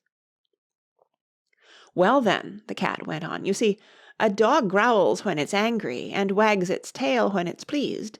Now, I growl when I'm pleased and wag my tail when I'm angry. Therefore, I'm mad." "I call it purring, not growling," said Alice. "Call it what you like," said the cat. "Do you play croquet with the Queen today?" "I should like it very much," said Alice, "but I haven't been invited yet." "You'll see me there," said the cat, and vanished. Alice was not much surprised at this. She was getting so used to queer things happening. While she was looking at the place where it had been, it suddenly appeared again. "By the by, what became of the baby?" said the cat. "I'd nearly forgotten to ask." "It turned into a pig," Alice quietly said, just as if it had come back in a natural way. "I thought it would," said the cat, and vanished again. Alice waited a little, half expecting to see it again, but it did not appear, and after a minute or two she walked on in the direction in which the March hare was said to live. "I've seen hatters before," she said to herself. "The March hare will be much the most interesting, and perhaps, as this is May, it won't be raving mad, at least not so mad as it was in March." As she said this, she looked up, and there was the cat again, sitting on a branch of a tree. "Did you say pig or fig?" said the cat. "I said pig," replied Alice, "and I wish you wouldn't keep appearing and vanishing so suddenly. You make one quite giddy." "All right," said the cat, and this time it vanished quite slowly, beginning with the end of the tail and ending with the grin, which remained some time after the rest of it had gone. "Well, I've often seen a cat without a grin," thought Alice, "but a grin without a cat, it's the most curious thing I ever saw in my life." She had not gone much farther before she came in sight of the house of the March Hare. She thought it must be the right house, because the chimneys were shaped like ears, and the roof was thatched with fur. It was so large a house that she did not like to go nearer till she had nibbled some more of the left-hand bit of the mushroom, and raised herself to about 2 feet high. Even then she walked up towards it rather timidly, saying to herself, "Suppose it should be raving mad after all. I almost wish I'd gone to see the Hatter instead." End of Chapter 6. Chapter 7. A Mad Tea Party. There was a table set out under a tree in front of the house, and the March Hare and the Hatter were having tea at it. A dormouse was sitting between them, fast asleep, and the other two were using it as a cushion, resting their elbows on it and talking over its head. "Very uncomfortable for the dormouse," thought Alice, "only, as it's asleep, I suppose it doesn't mind." The table was a large one, but the three were all crowded together at one corner of it. "No room, no room!" they cried out when they saw Alice coming. "There's plenty of room," said Alice indignantly, and she sat down in a large armchair at one end of the table. "Have some wine," the March Hare said in an encouraging tone. Alice looked all round the table, but there was nothing on it but tea. "I don't see any wine," she remarked. "There isn't any," said the March Hare. "Then it wasn't very civil of you to offer it," said Alice angrily. "It wasn't very civil of you to sit down without being invited," said the March Hare. "I didn't know it was your table," said Alice. "It's laid for a great many more than 3. "Your hair wants cutting," said the Hatter. He had been looking at Alice for some time with great curiosity, and this was his first speech. "You should learn not to make personal remarks," Alice said with some severity. "It's very rude." The Hatter opened his eyes very wide on hearing this, but all he said was, "Why is a raven like a writing-desk?" "Come, we shall have some fun now," thought Alice. "I'm glad they've begun asking riddles. I believe I can guess that," she added aloud. "Do you mean that you think you can find out the answer to it?" said the March Hare. "Exactly so," said Alice. "Then you should say what you mean," the March Hare went on. "I do," Alice hastily replied. At least, I mean what I say. That's the same thing, you know." "Not the same thing a bit," said the Hatter. "You might just as well say that I see what I eat is the same thing as I eat what I see." "You might just as well say," added the March Hare, "that I like what I get is the same thing as I get what I like." "You might just as well say," added the Dormouse, who seemed to be talking in his sleep, "that I breathe when I sleep is the same thing as I sleep when I breathe." "It is the same thing with you," said the Hatter, and here the conversation dropped, and the party sat silent for a minute, while Alice thought over all she could remember about ravens and writing-desks, which wasn't much. The Hatter was the first to break the silence. "What day of the month is it?" he said, turning to Alice. He had taken his watch out of his pocket, and was looking at it uneasily, shaking it every now and then, and holding it to his ear. Alice considered a little, and then said, "The 4th." "2 days wrong," sighed the Hatter. "I told you butter wouldn't suit the works," he added, looking angrily at the March Hare. "It was the best butter," the March Hare meekly replied. "Yes, but some crumbs must have got in as well," the Hatter grumbled. "You shouldn't have put it in with the bread-knife." The March Hare took the watch and looked at it gloomily. Then he dipped it into his cup of tea and looked at it again. But he could think of nothing better to say than his first remark. It was the best butter, you know."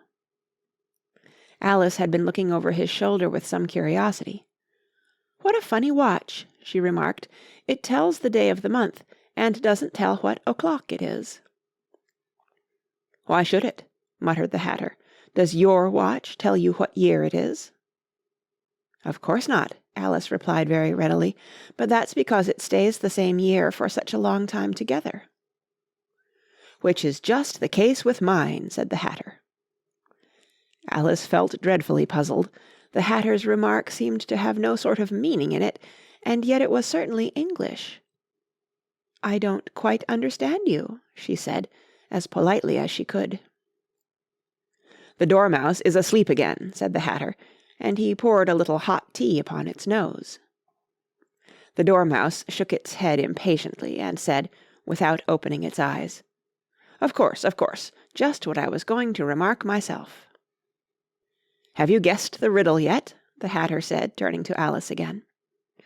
"No, I give it up," Alice replied. "What's the answer?" "I haven't the slightest idea," said the Hatter. "Nor I," said the March Hare. Alice sighed wearily. "I think you might do something better with the time," she said, "than waste it in asking riddles that have no answers." "If you knew time as well as I do," said the Hatter, "you wouldn't talk about wasting it. It's him." "I don't know what you mean," said Alice. "Of course you don't," the Hatter said, tossing his head contemptuously. "I dare say you never even spoke to time." "Perhaps not," Alice cautiously replied, "but I know I have to beat time when I learn music." "Ah, that accounts for it," said the Hatter. "He won't stand beating. Now, if you only kept on good terms with him, he'd do almost anything you liked with the clock. For instance, suppose it were 9 o'clock in the morning, just time to begin lessons. You'd only have to whisper a hint to time, and round goes the clock in a twinkling. 1:30, time for dinner." "I only wish it was," the March Hare said to itself in a whisper. "That would be grand, certainly," said Alice thoughtfully. "But then, I shouldn't be hungry for it, you know." "Not at first, perhaps," said the Hatter, "but you could keep it to 1:30 as long as you liked." "Is that the way you manage?" Alice asked. The Hatter shook his head mournfully. "Not I," he replied. "We quarrelled last March, just before he went mad, you know," pointing with his teaspoon at the March Hare. "It was at the great concert given by the Queen of Hearts, and I had to sing, 'Twinkle, twinkle, little bat, how I wonder what you're at.' You know the song, perhaps?" "I've heard something like it," said Alice. "It goes on, you know," the Hatter continued, "in this way. Up above the world you fly, like a tea-tray in the sky, twinkle, twinkle." Here the Dormouse shook itself, and began singing in its sleep, "Twinkle, twinkle, twinkle, twinkle," and went on so long that they had to pinch it to make it stop. "Well, I'd hardly finished the first verse," said the Hatter, "when the Queen jumped up and bawled out, 'He's murdering the time! Off with his head!'" "How dreadfully savage!" exclaimed Alice. "And ever since that," the Hatter went on in a mournful tone, "he won't do a thing I ask. It's always 6 o'clock now." A bright idea came into Alice's head. "Is that the reason so many tea things are put out here?" she asked.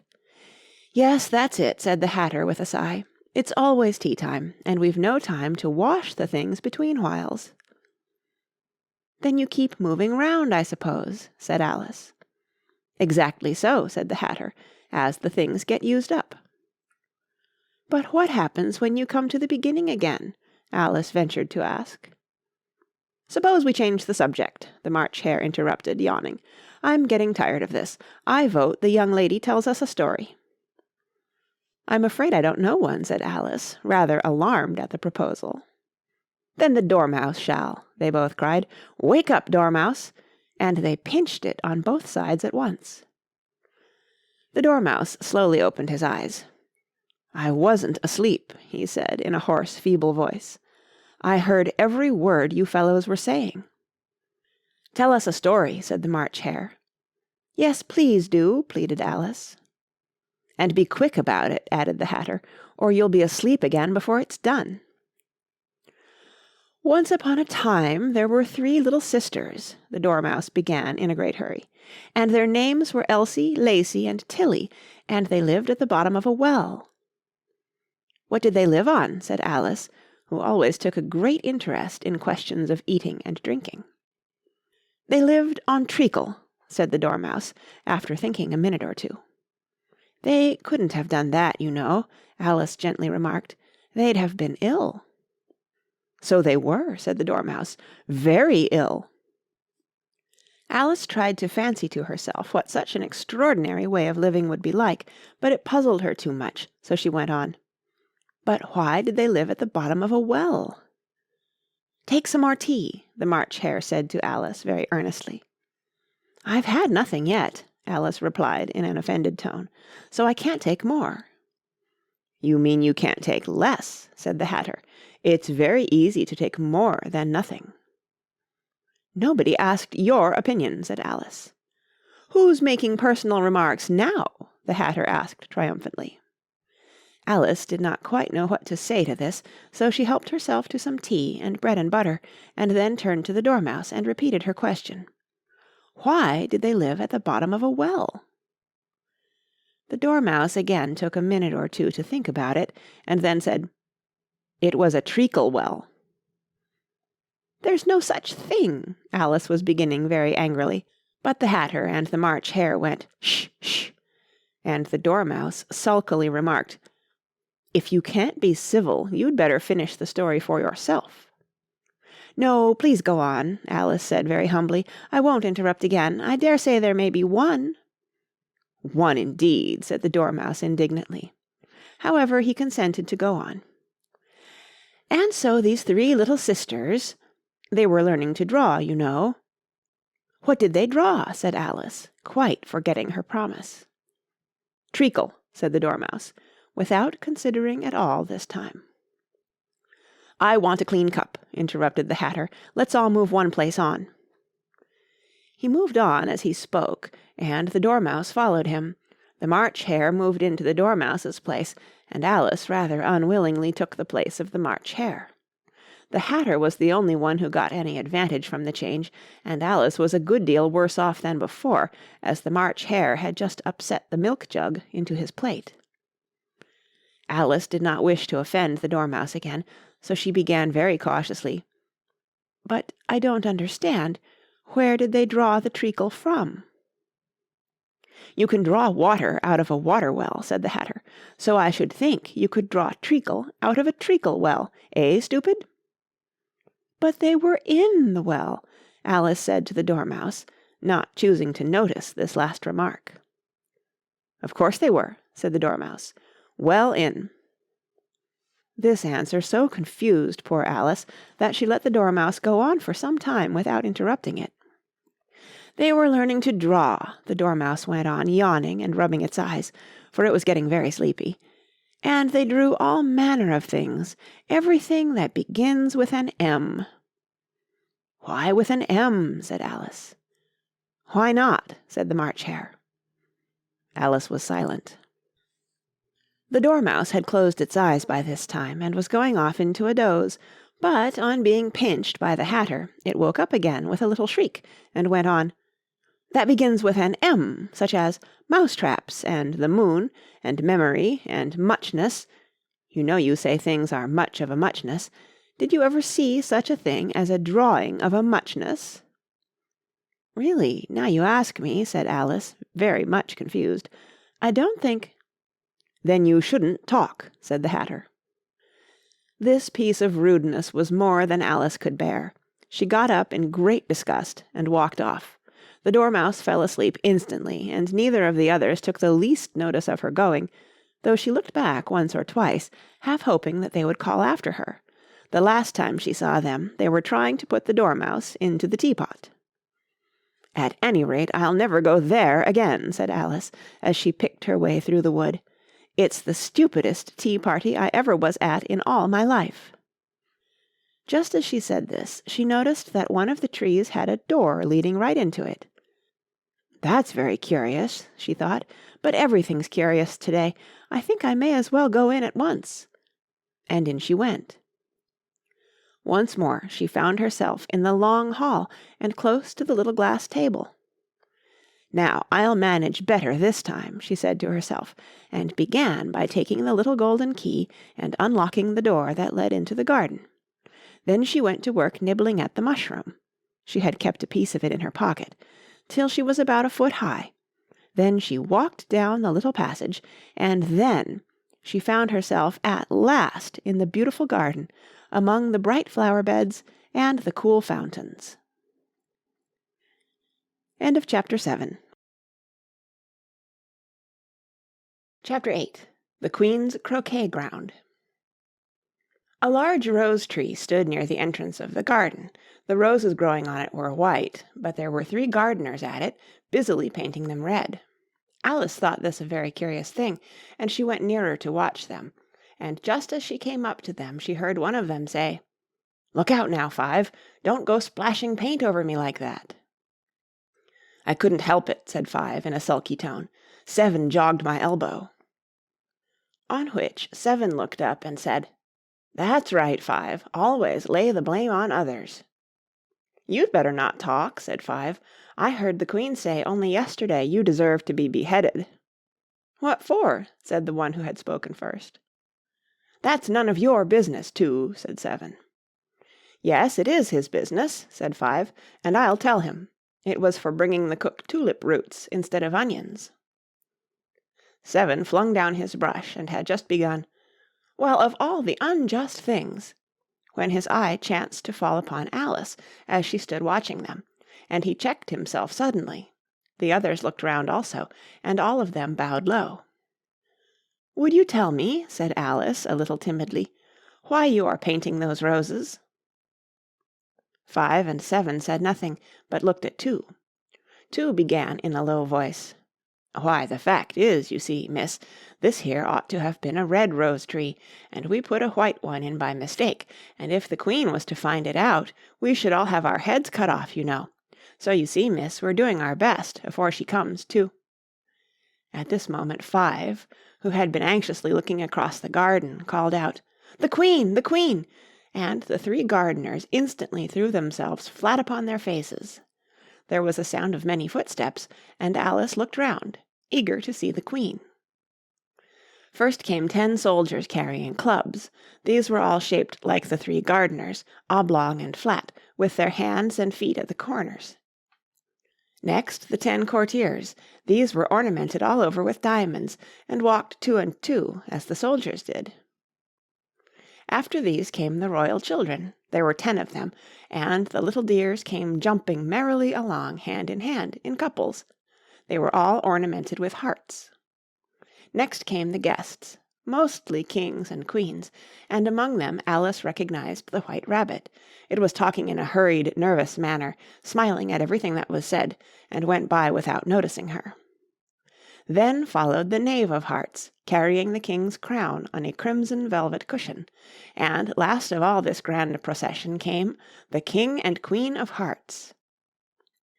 Alice was rather doubtful whether she ought not to lie down on her face like the 3 gardeners, but she could not remember ever having heard of such a rule at processions. And besides, what would be the use of a procession, thought she, if people had all to lie down upon their faces, so that they couldn't see it? So she stood still where she was and waited. When the procession came opposite to Alice, they all stopped and looked at her, and the Queen said severely, "Who is this?" She said it to the Knave of Hearts, who only bowed and smiled in reply. "Idiot," said the Queen, tossing her head impatiently. And, turning to Alice, she went on, "What's your name, child?" "My name is Alice, so please your Majesty," said Alice very politely, but she added to herself, "Why, they're only a pack of cards, after all. I needn't be afraid of them." "And who are these?" said the Queen, pointing to the 3 gardeners who were lying round the rose-tree, for you see, as they were lying on their faces, and the pattern on their backs was the same as the rest of the pack, she could not tell whether they were gardeners, or soldiers, or courtiers, or 3 of her own children. "How should I know?" said Alice, surprised at her own courage. "It's no business of mine." The Queen turned crimson with fury, and, after glaring at her for a moment like a wild beast, screamed, "Off with her head! Off!" "Nonsense!" said Alice very loudly and decidedly, and the Queen was silent. The King laid his hand upon her arm, and timidly said, "Consider, my dear, she is only a child." The Queen turned angrily away from him, and said to the Knave, "Turn them over." The Knave did so, very carefully, with one foot. "Get up!" said the Queen in a shrill, loud voice, and the 3 gardeners instantly jumped up, and began bowing to the King, the Queen, the royal children, and everybody else. "Leave off that!" screamed the Queen. "You make me giddy." And then, turning to the rose-tree, she went on, "What have you been doing here?" "May it please your Majesty," said Two, in a very humble tone, going down on one knee as he spoke, "we were trying—" "I see," said the Queen, who had meanwhile been examining the roses. "Off with their heads." And the procession moved on, 3 of the soldiers remaining behind to execute the unfortunate gardeners, who ran to Alice for protection. "You shan't be beheaded," said Alice, and she put them into a large flower-pot that stood near. The 3 soldiers wandered about for a minute or two, looking for them, and then quietly marched off after the others. "Are their heads off?" shouted the Queen. "Their heads are gone, if it please your Majesty," the soldiers shouted in reply. "That's right," shouted the Queen. "Can you play croquet?" The soldiers were silent, and looked at Alice, as the question was evidently meant for her. "Yes," shouted Alice.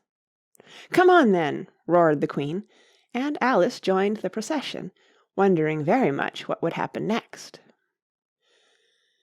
It's a very fine day," said a timid voice at her side. She was walking by the White Rabbit, who was peeping anxiously into her face. "Very," said Alice. "Where's the Duchess?" "Hush, hush!" said the Rabbit in a low, hurried tone. He looked anxiously over his shoulder as he spoke, and then raised himself upon tiptoe, put his mouth close to her ear, and whispered, "She's under sentence of execution." "What for?" said Alice. "Did you say, 'What a pity'?" the Rabbit asked.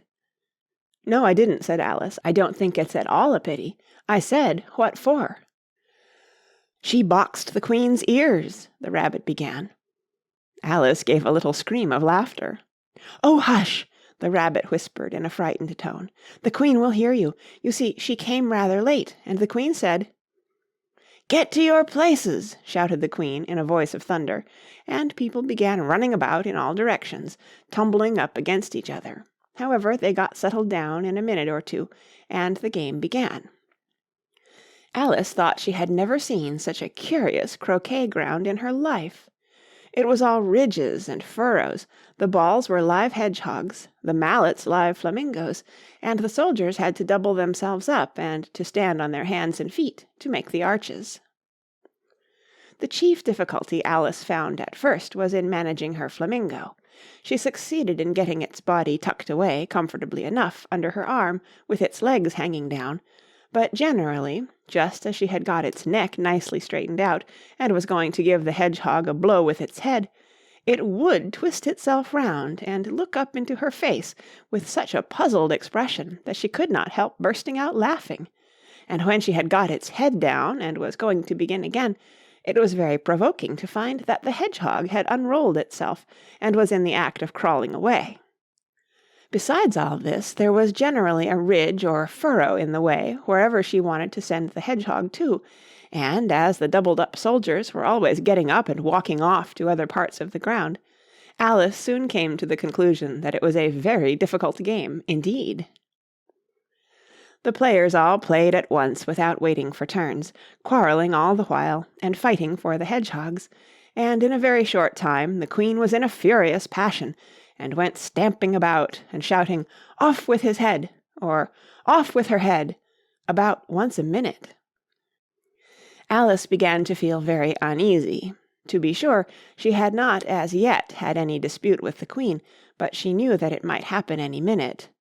"And then," thought she, "what would become of me? They're dreadfully fond of beheading people here.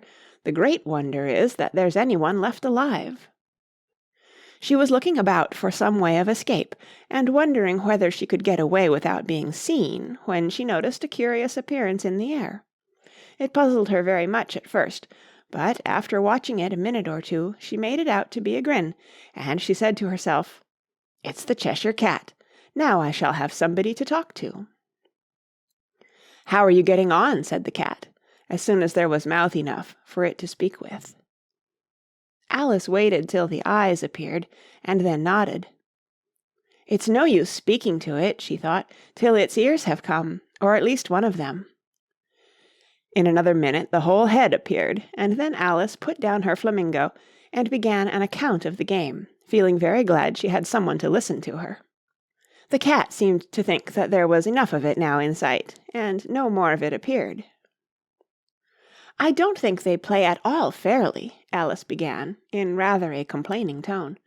"And they all quarrel so dreadfully one can't hear oneself speak. And they don't seem to have any rules in particular.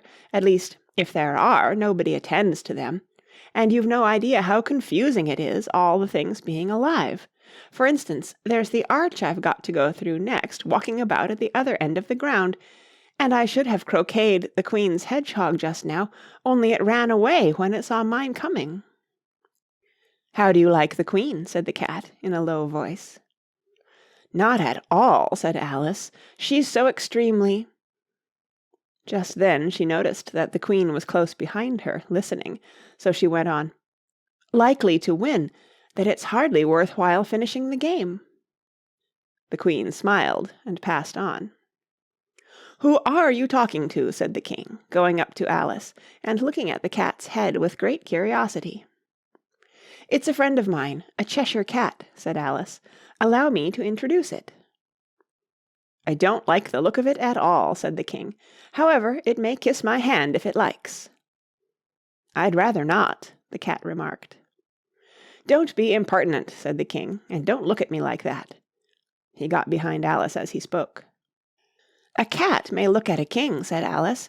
"I've read that in some book, but I don't remember where."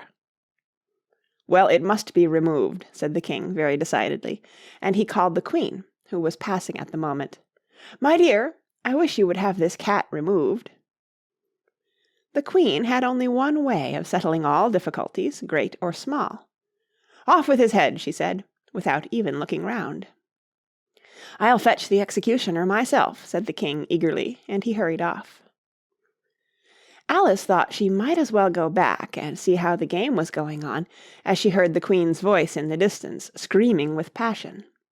She had already heard her sentence 3 of the players to be executed for having missed their turns, and she did not like the look of things at all, as the game was in such confusion that she never knew whether it was her turn or not. So she went in search of her hedgehog. The hedgehog was engaged in a fight with another hedgehog, which seemed to Alice an excellent opportunity for croqueting one of them with the other. The only difficulty was that her flamingo was gone across to the other side of the garden, where Alice could see it trying in a helpless sort of way to fly up into a tree. By the time she had caught the flamingo and brought it back, the fight was over, and both the hedgehogs were out of sight. "But it doesn't matter much," thought Alice, "as all the arches are gone from this side of the ground." So she tucked it away under her arm, that it might not escape again, and went back for a little more conversation with her friend. When she got back to the Cheshire Cat, she was surprised to find quite a large crowd collected round it. There was a dispute going on between the executioner, the King, and the Queen, who were all talking at once, while all the rest were quite silent, and looked very uncomfortable. The moment Alice appeared, she was appealed to by all 3 to settle the question, and they repeated their arguments to her, though, as they all spoke at once, she found it very hard indeed to make out exactly what they said. The executioner's argument was that you couldn't cut off a head unless there was a body to cut it off from, that he had never had to do such a thing before, and he wasn't going to begin at his time of life. The King's argument was that anything that had a head could be beheaded, and that you weren't to talk nonsense. The Queen's argument was that if something wasn't done about it in less than no time, she'd have everybody executed all round. It was this last remark that had made the whole party look so grave and anxious. Alice could think of nothing else to say but, "It belongs to the Duchess. You'd better ask her about it." "She's in prison," the Queen said to the executioner. "Fetch her here." And the executioner went off like an arrow. The cat's head began fading away the moment he was gone, and, by the time he had come back with the Duchess, it had entirely disappeared, so the King and the executioner ran wildly up and down looking for it, while the rest of the party went back to the game. End of Chapter 8. Chapter 9. The Mock Turtle's Story. "You can't think how glad I am to see you again, you dear old thing," said the Duchess, as she tucked her arm affectionately into Alice's, and they walked off together. Alice was very glad to find her in such a pleasant temper, and thought to herself that perhaps it was only the pepper that had made her so savage when they met in the kitchen. "When I'm a Duchess," she said to herself, not in a very hopeful tone, though, "I won't have any pepper in my kitchen at all. Soup does very well without. Maybe it's always pepper that makes people hot-tempered," she went on, very much pleased at having found out a new kind of rule, "and vinegar that makes them sour, and chamomile that makes them bitter, and barley sugar and such things that make children sweet-tempered. I only wish people knew that, then they wouldn't be so stingy about it, you know." She had quite forgotten the Duchess by this time, and was a little startled when she heard her voice close to her ear. "You're thinking about something, my dear, and that makes you forget to talk. I can't tell you just now what the moral of that is, but I shall remember it in a bit." "Perhaps it hasn't one," Alice ventured to remark. "Tut, tut, child," said the Duchess. "Everything's got a moral, if only you can find it." And she squeezed herself up closer to Alice's side as she spoke. Alice did not much like keeping so close to her, first because the Duchess was very ugly, and secondly because she was exactly the right height to rest her chin upon Alice's shoulder, and it was an uncomfortably sharp chin. However, she did not like to be rude, so she bore it as well as she could.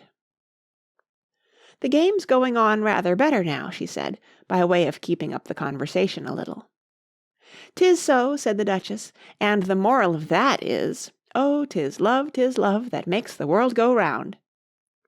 "Somebody said," Alice whispered, "that it's done by everybody minding their own business." "Ah, well, it means much the same thing," said the Duchess, digging her sharp little chin into Alice's shoulder as she added, "and the moral of that is, take care of the sense, and the sounds will take care of themselves." How fond she is of finding morals in things, Alice thought to herself. "I dare say you're wondering why I don't put my arm round your waist," the Duchess said after a pause. "The reason is that I'm doubtful about the temper of your flamingo. Shall I try the experiment?"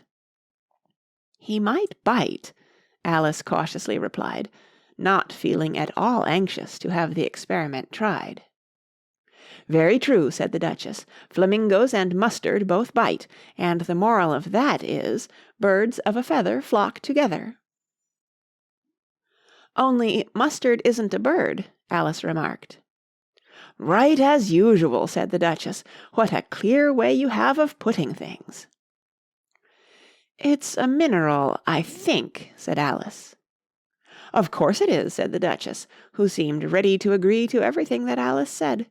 "There's a large mustard mine near here, and the moral of that is, the more there is of mine, the less there is of yours." "Oh, I know," exclaimed Alice, who had not attended to this last remark. "It's a vegetable. It doesn't look like one, but it is." "I quite agree with you," said the Duchess, "and the moral of that is, be what you would seem to be. Or, if you'd like it put more simply, Never imagine yourself not to be otherwise than what it might appear to others that what you were or might have been was not otherwise than what you had been would have appeared to them to be otherwise. "I think I should understand that better," Alice said very politely, "if I had it written down, but I can't quite follow it as you say it." "That's nothing to what I could say if I chose," the Duchess replied in a pleased tone. "Pray don't trouble yourself to say it any longer than that," said Alice. "Oh, don't talk about trouble," said the Duchess. "I make you a present of everything I've said as yet." A cheap sort of present, thought Alice. I'm glad they don't give birthday presents like that. But she did not venture to say it out loud.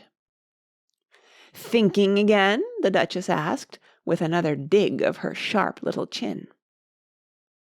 "I've a right to think," said Alice sharply, for she was beginning to feel a little worried. "Just about as much right," said the Duchess, "as pigs have to fly, and the But here, to Alice's great surprise, the Duchess's voice died away, even in the middle of her favourite word, moral, and the arm that was linked into hers began to tremble.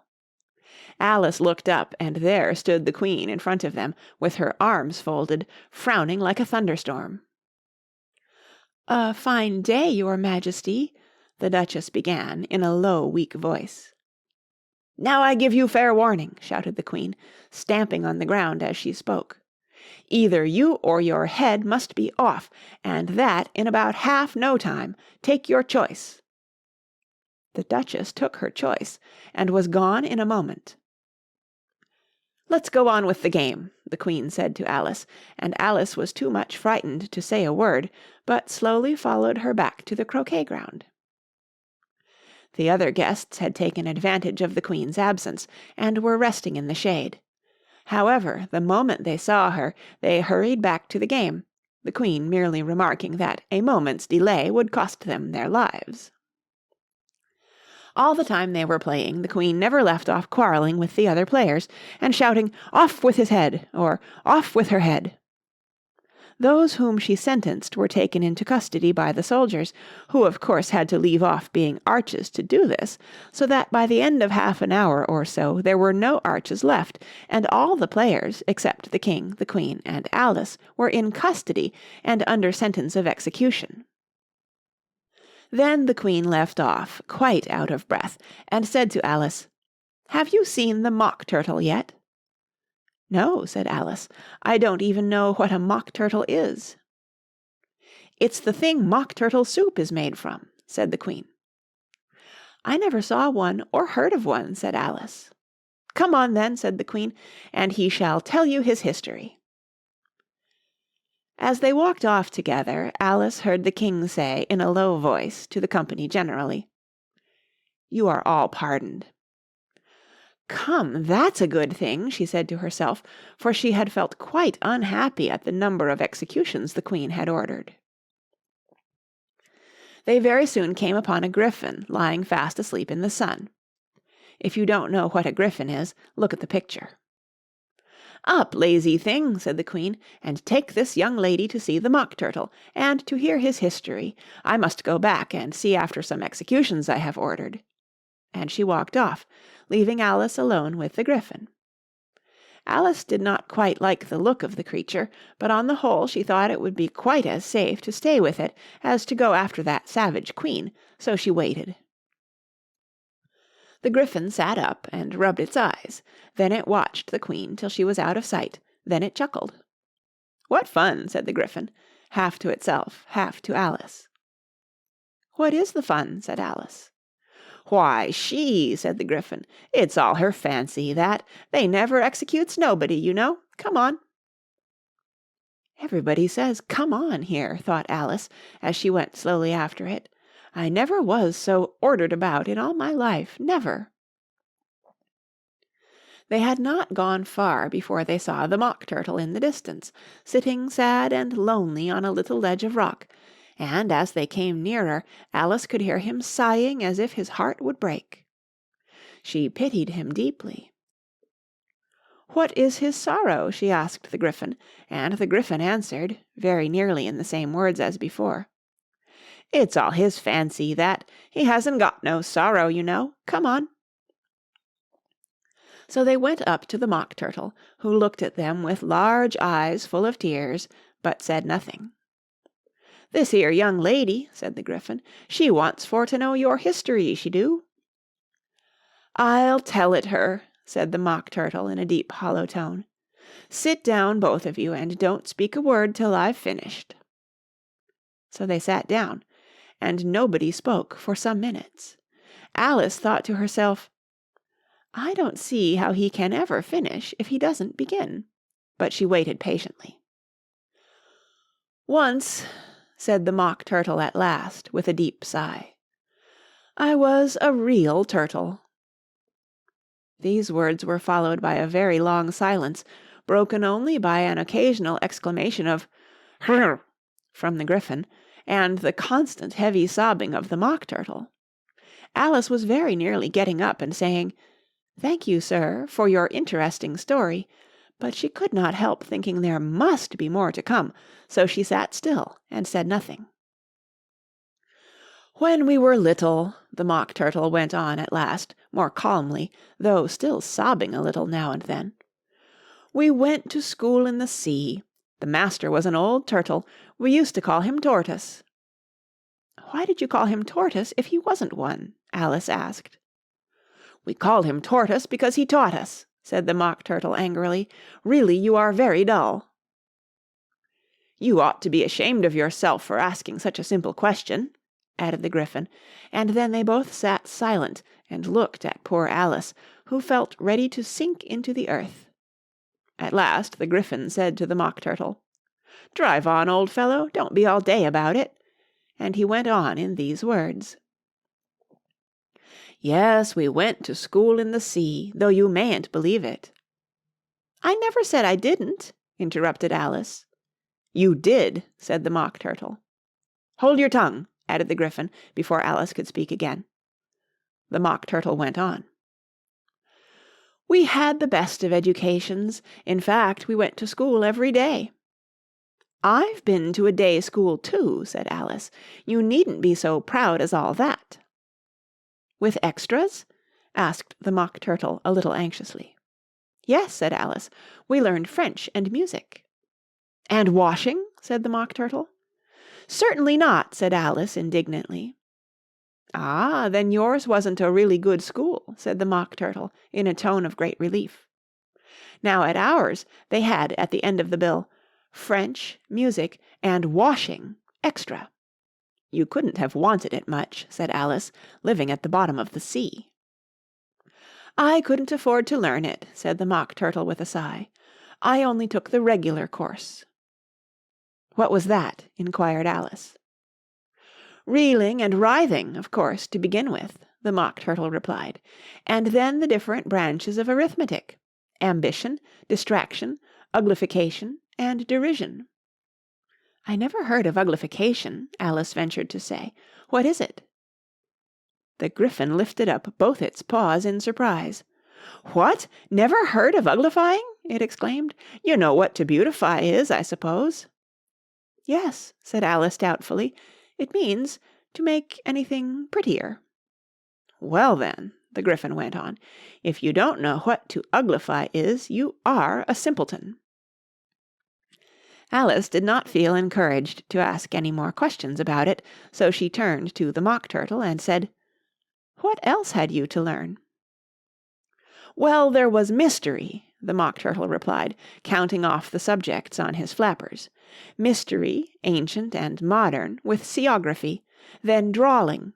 The drawling master was an old conger eel that used to come once a week. He taught us drawling, stretching, and fainting in coils." "What was that like?" said Alice. "Well, I can't show it you myself," the Mock Turtle said. "I'm too stiff, and the Gryphon never learnt it."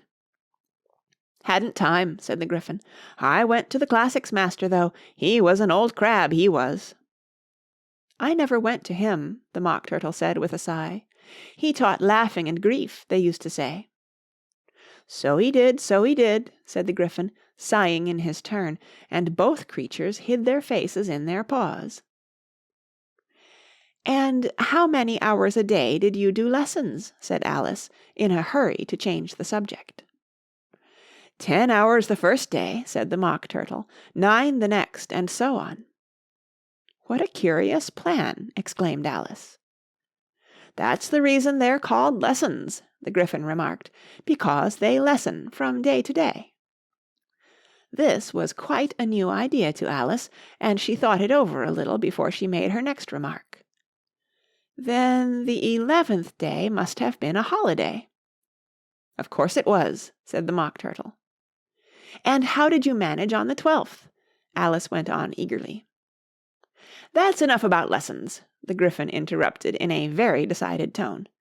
"Tell her something about the games now." End of Chapter 9. Chapter 10. The Lobster Quadrille. The Mock Turtle sighed deeply and drew the back of one flapper across his eyes.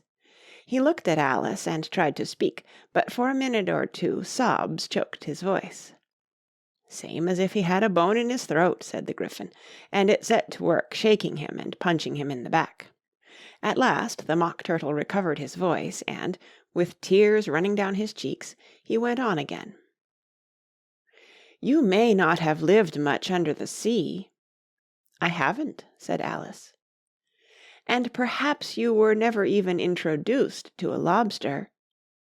Alice began to say, "I once tasted," but checked herself hastily and said, "No, never." "So you can have no idea what a delightful thing a lobster quadrille is." "No, indeed," said Alice. "What sort of a dance is it?" "Why," said the Gryphon, "you first form into a line along the seashore." "Two lines!" cried the Mock Turtle. "Seals, turtles, salmon, and so on.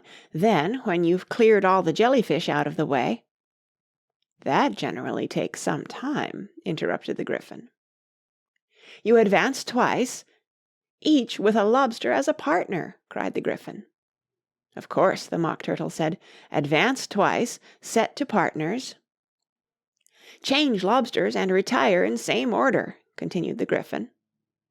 "Then, you know," the Mock Turtle went on, "you throw the—" "The lobsters!" shouted the Gryphon, with a bound into the air.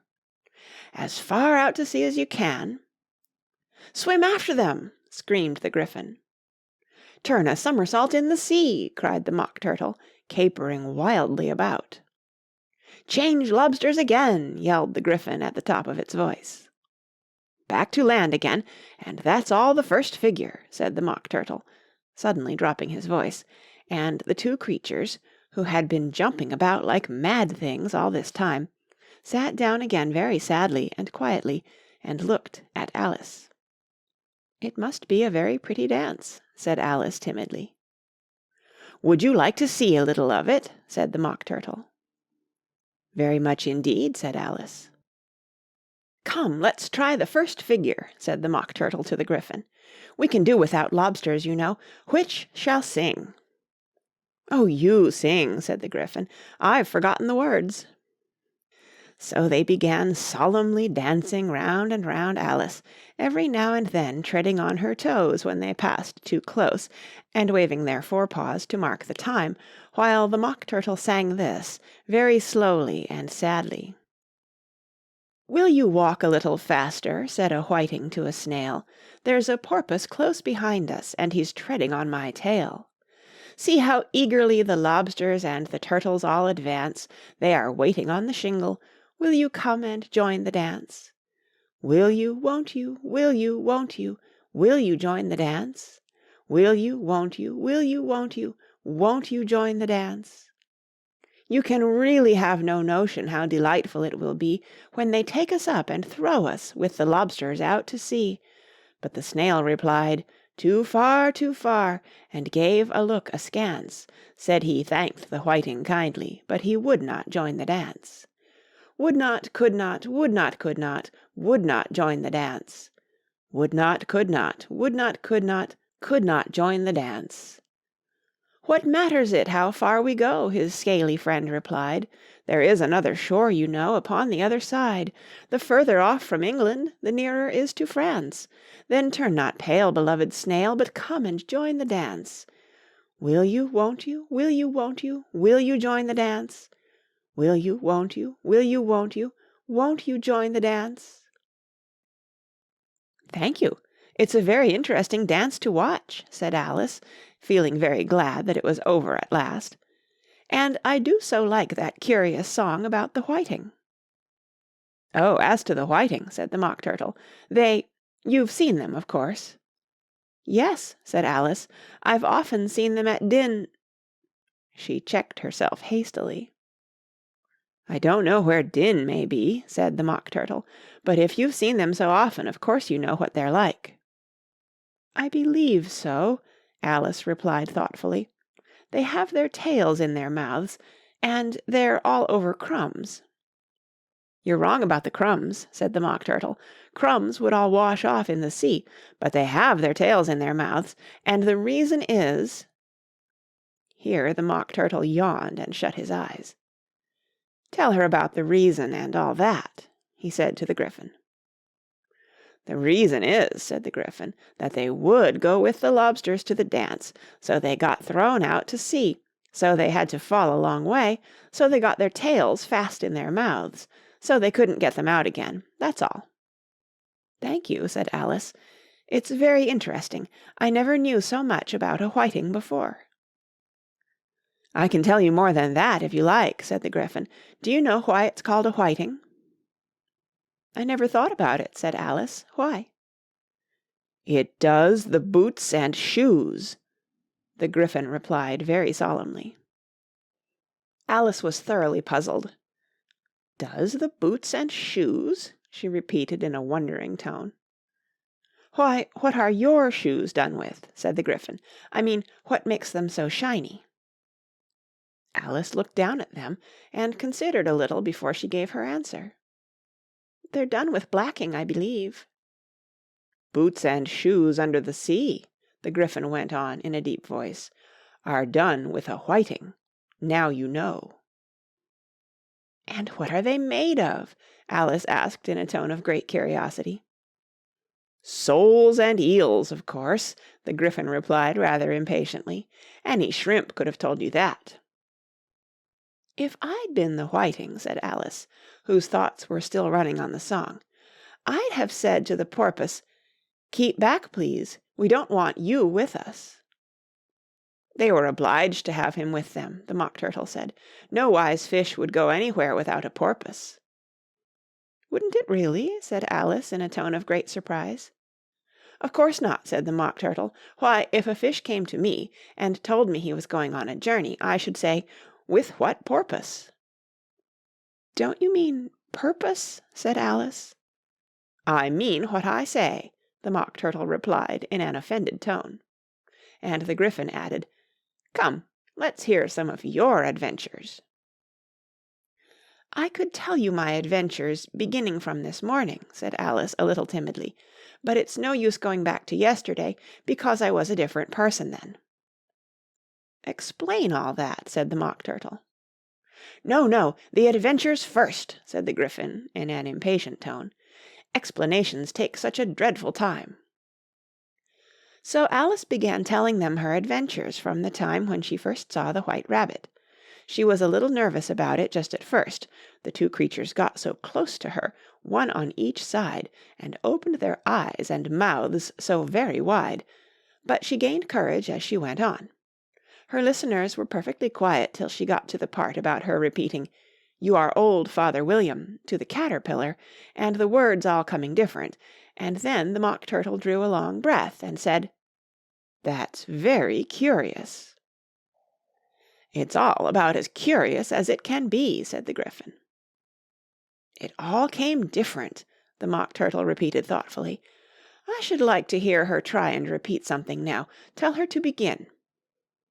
He looked at the Gryphon as if he thought it had some kind of authority over Alice. "Stand up and repeat, ''Tis the voice of the sluggard,'" said the Gryphon. "How the creatures order one about, and make one repeat lessons," thought Alice. "I might as well be at school at once."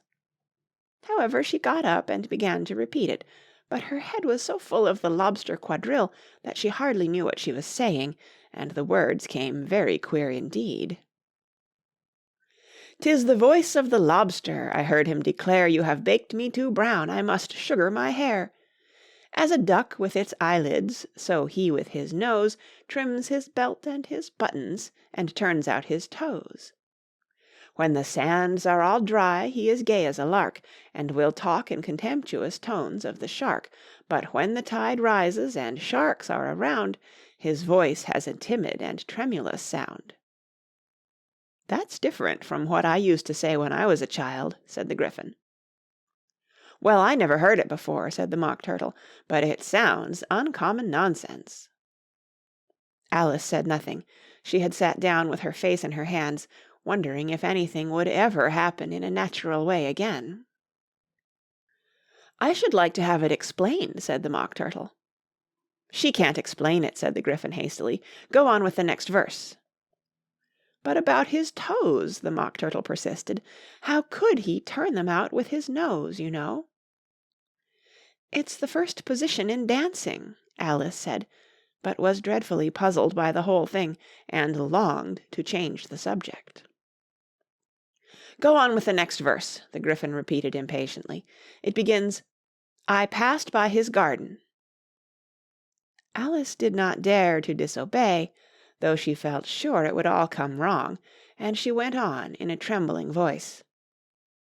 "I passed by his garden, and marked with one eye How the owl and the panther were sharing a pie. The panther took pie crust and gravy and meat, While the owl had the dish as its share of the treat. When the pie was all finished, the owl, as a boon, Was kindly permitted to pocket the spoon, While the panther received knife and fork with a growl, And concluded the banquet—" "What is the use of repeating all that stuff?" the Mock Turtle interrupted, "if you don't explain it as you go on. It's by far the most confusing thing I ever heard." "Yes, I think you'd better leave off," said the Gryphon, and Alice was only too glad to do so. "Shall we try another figure of the lobster quadrille?" the Gryphon went on, "or would you like the Mock Turtle to sing you a song?"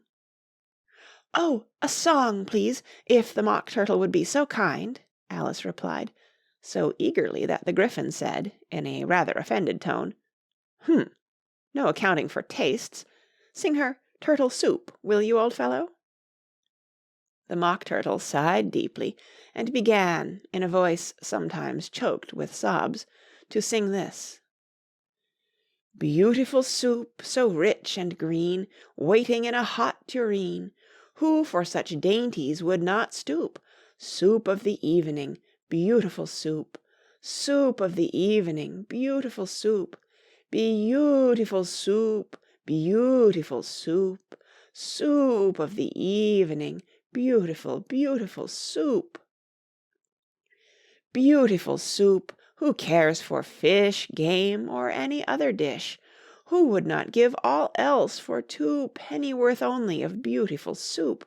Pennyworth only of beautiful soup, Beautiful soup, beautiful soup, Soup of the evening, beautiful, beautiful soup.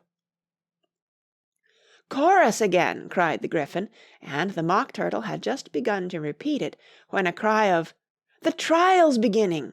was heard in the distance. "Come on!" cried the Gryphon, and, taking Alice by the hand, it hurried off, without waiting for the end of the song. "What trial is it?" Alice panted as she ran, but the Gryphon only answered, "Come on!" and ran the faster, while more and more faintly came, carried on the breeze that followed them, the melancholy words, "Soup of the evening, beautiful, beautiful soup." End of chapter 10. Chapter 11. Who Stole the Tarts? The King and Queen of Hearts were seated on their throne when they arrived, with a great crowd assembled about them, all sorts of little birds and beasts, as well as the whole pack of cards. The knave was standing before them in chains, with a soldier on each side to guard him, and near the king was the White Rabbit, with a trumpet in one hand and a scroll of parchment in the other. In the very middle of the court was a table, with a large dish of tarts upon it. They looked so good that it made Alice quite hungry to look at them. "I wish they'd get the trial done," she thought, "and hand round the refreshments." But there seemed to be no chance of this, so she began looking at everything about her to pass away the time. Alice had never been in a court of justice before, but she had read about them in books, and she was quite pleased to find that she knew the name of nearly everything there. "That's the judge," she said to herself, "because of his great wig." The judge, by the way, was the king, and as he wore his crown over the wig (look at the frontispiece if you want to see how he did it), he did not look at all comfortable, and it was certainly not becoming. "And that's the jury box," thought Alice, "and those 12 creatures—" She was obliged to say creatures, you see, because some of them were animals and some were birds. "I suppose they are the jurors." She said this last word 2 or 3 times over to herself, being rather proud of it, for she thought, and rightly too, that very few little girls of her age knew the meaning of it at all. However, jurymen would have done just as well. The 12 jurors were all writing very busily on slates. "What are they doing?" Alice whispered to the Gryphon. "They can't have anything to put down yet before the trial's begun." "They're putting down their names," the Gryphon whispered in reply, "for fear they should forget them before the end of the trial." "Stupid things," Alice began in a loud, indignant voice, but she stopped hastily, for the White Rabbit cried out, "Silence in the court!" and the king put on his spectacles and looked anxiously round to make out who was talking. Alice could see, as well as if she were looking over their shoulders, that all the jurors were writing down "stupid things" on their slates, and she could even make out that one of them didn't know how to spell stupid, and that he had to ask his neighbor to tell him. "A nice muddle their slates'll be in before the trial's over," thought Alice. One of the jurors had a pencil that squeaked. This, of course, Alice could not stand, and she went round the court and got behind him, and very soon found an opportunity of taking it away. She did it so quickly that the poor little juror—it was Bill, the lizard— could not make out at all what had become of it, so, after hunting all about for it, he was obliged to write with one finger for the rest of the day, and this was of very little use, as it left no mark on the slate. "Herald, read the accusation," said the king. On this the White Rabbit blew 3 blasts on the trumpet, and then unrolled the parchment scroll and read as follows. "The Queen of Hearts, she made some tarts, all on a summer day. The Knave of Hearts, he stole those tarts, and took them quite away." "Consider your verdict," the king said to the jury. "Not yet, not yet," the Rabbit hastily interrupted. "There's a great deal to come before that." "Call the first witness," said the king, and the White Rabbit blew 3 blasts on the trumpet and called out, "First witness." The first witness was the Hatter.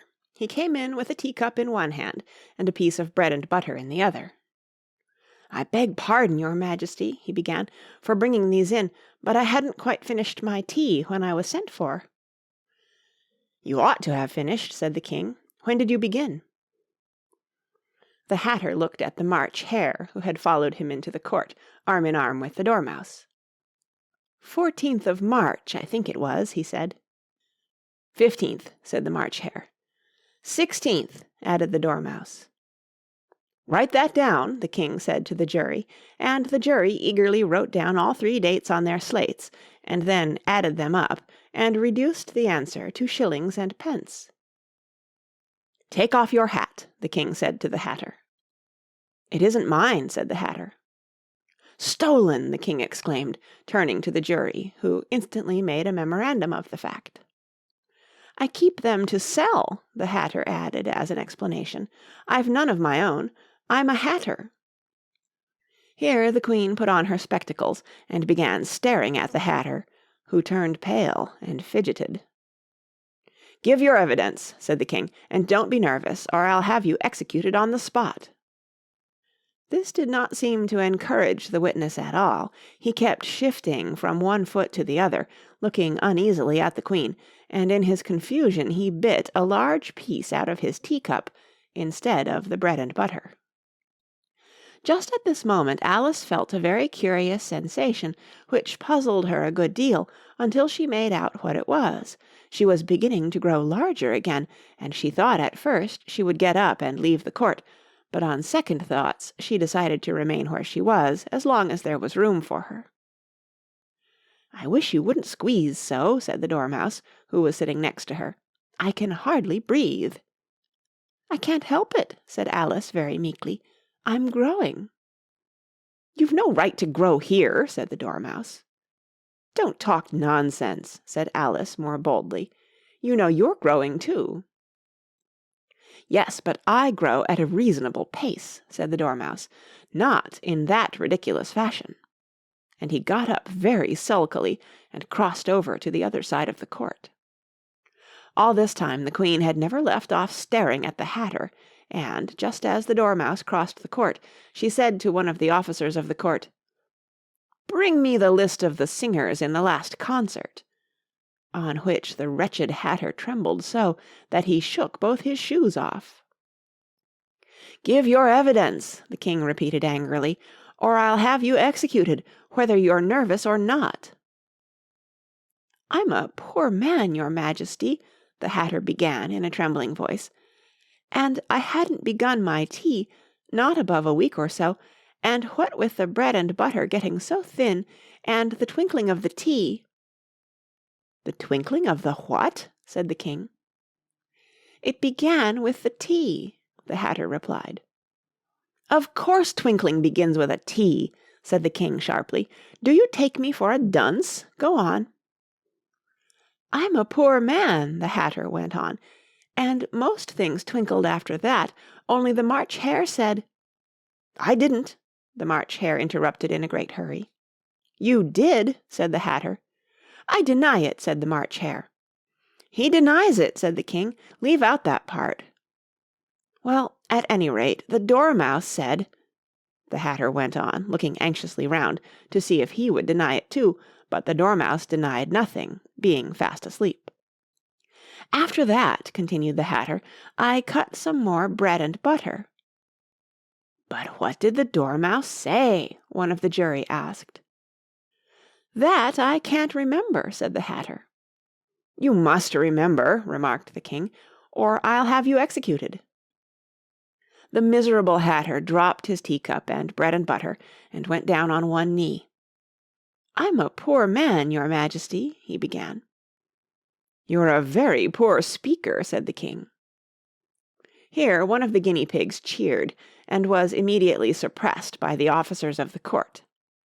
As that is rather a hard word, I will just explain to you how it was done. They had a large canvas bag, which tied up at the mouth with strings. Into this they slipped the guinea pig, head first, and then sat upon it. "I'm glad I've seen that done," thought Alice. "I've so often read in the newspapers, at the end of trials, there was some attempts at applause, which was immediately suppressed by the officers of the court, and I never understood what it meant till now." "If that's all you know about it, you may stand down," continued the King. "I can't go no lower," said the Hatter. "I'm on the floor as it is." "Then you may sit down," the King replied. Here the other guinea pig cheered, and was suppressed. "Come, that finished the guinea pigs," thought Alice. "Now we shall get on better." "I'd rather finish my tea," said the Hatter, with an anxious look at the Queen, who was reading the list of singers. "You may go," said the King, and the Hatter hurriedly left the court, without even waiting to put his shoes on. "And just take his head off outside," the Queen added to one of the officers, but the Hatter was out of sight before the officer could get to the door. "Call the next witness," said the King. The next witness was the Duchess's cook. She carried the pepper box in her hand, and Alice guessed who it was, even before she got into the court, by the way the people near the door began sneezing all at once. "Give your evidence," said the king. "Shan't," said the cook. The king looked anxiously at the White Rabbit, who said in a low voice, "Your Majesty must cross-examine this witness." "Well, if I must, I must," the king said with a melancholy air, and, after folding his arms and frowning at the cook till his eyes were nearly out of sight, he said in a deep voice, "What are tarts made of?" "Pepper, mostly," said the cook. "Treacle," said a sleepy voice behind her. "Collar that dormouse!" the queen shrieked out. "Behead that dormouse! Turn that dormouse out of court! Suppress him! Pinch him! Off with his whiskers!" For some minutes the whole court was in confusion, getting the dormouse turned out, and by the time they had settled down again the cook had disappeared. "Never mind," said the king with an air of great relief. "Call the next witness." And he added in an undertone to the queen, "Really, my dear, you must cross-examine the next witness. It quite makes my forehead ache." Alice watched the White Rabbit as he fumbled over the list, feeling very curious to see what the next witness would be like. "For they haven't got much evidence yet," she said to herself. Imagine her surprise when the White Rabbit read out at the top of his shrill little voice the name Alice. End of Chapter 11. Chapter 12. Alice's Evidence. "Here!" cried Alice, quite forgetting in the flurry of the moment how large she had grown in the last few minutes, and she jumped up in such a hurry that she tipped over the jury box with the edge of her skirt, upsetting all the jurymen on to the heads of the crowd below, and there they lay sprawling about, reminding her very much of a globe of goldfish she had accidentally upset the week before. "Oh, I beg your pardon!" she exclaimed in a tone of great dismay, and began picking them up again as quickly as she could, for the accident of the goldfish kept running in her head, and she had a vague sort of idea that they must be collected at once and put back into the jury box, or they would die. "The trial cannot proceed," said the king in a very grave voice, "until all the jurymen are back in their proper places. All," he repeated with great emphasis, looking hard at Alice as he said so. Alice looked at the jury box and saw that, in her haste, she had put the lizard in head downwards, and the poor little thing was waving its tail about in a melancholy way, being quite unable to move. She soon got it out again and put it right. "Not that it signifies much," she said to herself. "I should think it would be quite as much use in the trial one way up as the other." As soon as the jury had a little recovered from the shock of being upset, and their slates and pencils had been found and handed back to them, they set to work very diligently to write out a history of the accident, all except the lizard, who seemed too much overcome to do anything but sit with its mouth open, gazing up into the roof of the court. "What do you know about this business?" the king said to Alice. "Nothing," said Alice. "Nothing whatever?" persisted the king. "Nothing whatever," said Alice. "That's very important," the king said, turning to the jury. They were just beginning to write this down on their slates, when the White Rabbit interrupted. "Unimportant, your Majesty means, of course," he said in a very respectful tone, but frowning and making faces at him as he spoke. "Unimportant, of course I meant," the king hastily said, and went on to himself in an undertone. "Important, unimportant, unimportant, important," as if he were trying which word sounded best. Some of the jury wrote it down important and some unimportant. Alice could see this, as she was near enough to look over their slates. "But it doesn't matter a bit," she thought to herself. At this moment the king, who had been for some time busily writing in his notebook, cackled out, "Silence!" and read out from his book, "Rule 42. All persons more than a mile high to leave the court." Everybody looked at Alice. "I'm not a mile high," said Alice. "You are," said the king. "Nearly 2 miles high," added the queen. "Well, I shan't go, at any rate," said Alice. "Besides, that's not a regular rule. You invented it just now." "It's the oldest rule in the book," said the king. "Then it ought to be number 1, said Alice. The king turned pale and shut his notebook hastily. "Consider your verdict," he said to the jury in a low, trembling voice. "There's more evidence to come yet, please your majesty," said the White Rabbit, jumping up in a great hurry. "This paper has just been picked up." "What's in it?" said the queen. "I haven't opened it yet," said the White Rabbit, "but it seems to be a letter written by the prisoner to somebody." "It must have been that," said the king, "unless it was written to nobody, which isn't usual, you know." "Who is it directed to?" said one of the jurymen.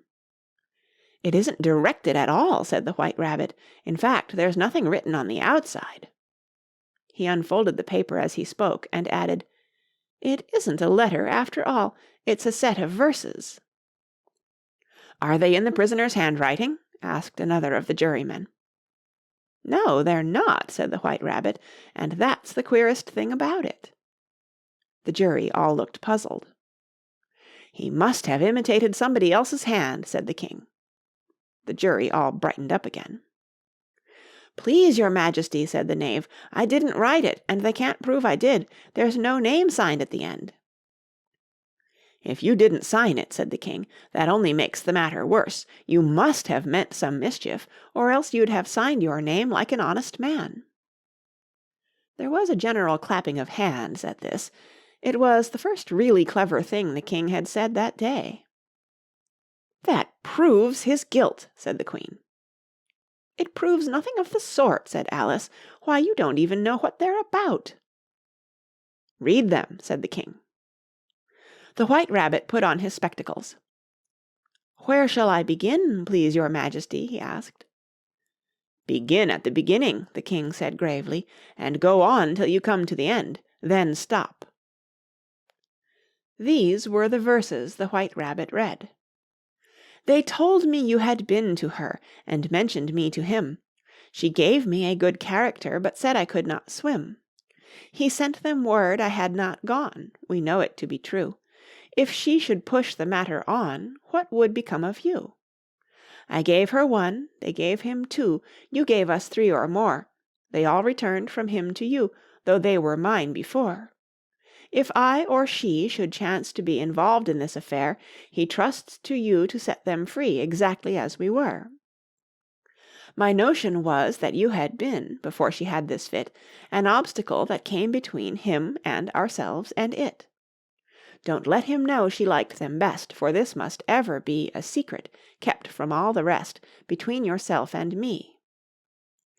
"That's the most important piece of evidence we've heard yet," said the king, rubbing his hands. "So now let the jury—" "If any one of them can explain it," said Alice. She had grown so large in the last few minutes that she wasn't a bit afraid of interrupting him.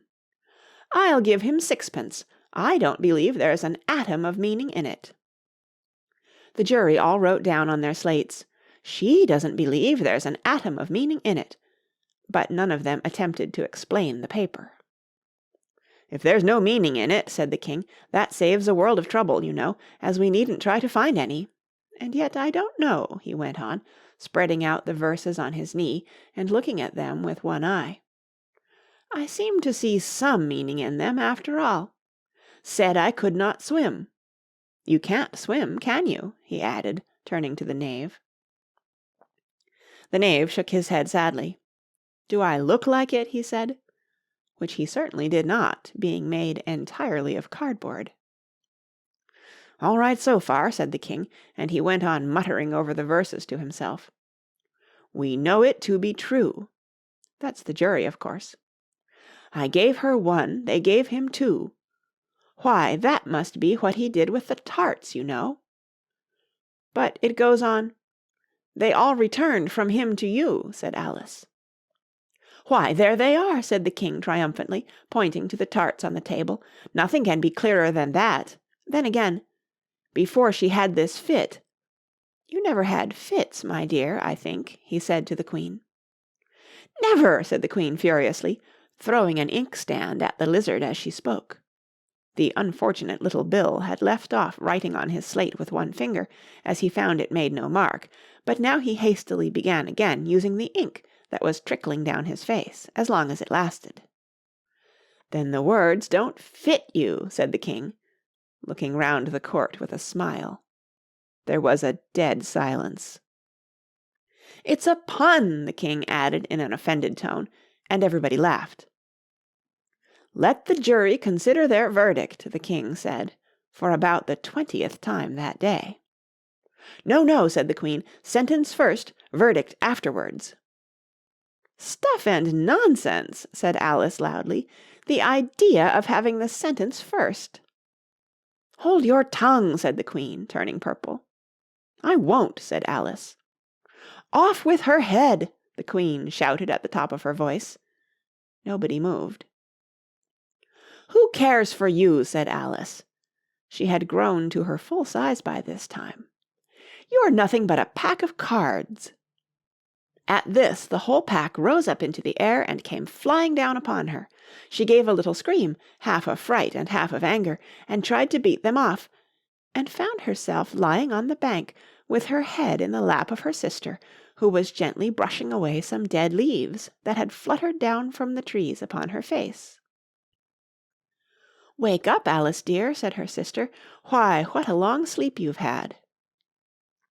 "Oh, I've had such a curious dream," said Alice, and she told her sister, as well as she could remember them, all these strange adventures of hers that you have just been reading about, and when she had finished, her sister kissed her and said, "It was a curious dream, dear, certainly, but now run in to your tea. It's getting late." So Alice got up and ran off, thinking while she ran, as well she might, what a wonderful dream it had been. But her sister sat still just as she left her, leaning her head on her hand, watching the setting sun and thinking of little Alice and all her wonderful adventures, till she too began dreaming after a fashion, and this was her dream. First she dreamed of little Alice herself, and once again the tiny hands were clasped upon her knee, and the bright eager eyes were looking up into hers. She could hear the very tones of her voice, and see that queer little toss of her head to keep back the wandering hair that would always get into her eyes, and still as she listened, or seemed to listen, the whole place around her became alive with the strange creatures of her little sister's dream. The long grass rustled at her feet as the white rabbit hurried by. The frightened mouse splashed his way through the neighbouring pool. She could hear the rattle of the teacups as the March Hare and his friends shared their never-ending meal, and the shrill voice of the queen ordering off her unfortunate guests to execution. Once more the pig baby was sneezing on the Duchess's knee, while plates and dishes crashed around it. Once more the shriek of the griffin, the squeaking of the lizard's slate pencil, and the choking of the suppressed guinea pigs filled the air, mixed up with the distant sobs of the miserable mock turtle. So she sat on with closed eyes, and half believed herself in Wonderland, though she knew she had but to open them again, and all would change to dull reality. The grass would be only rustling in the wind, and the pool rippling to the waving of the reeds. The rattling teacups would change to tinkling sheep bells, and the queen's shrill cries to the voice of the shepherd boy, and the sneeze of the baby, the shriek of the griffin, and all the other queer noises would change, she knew, to the confused clamour of the busy farmyard, while the lowing of the cattle in the distance would take the place of the mock turtle's heavy sobs.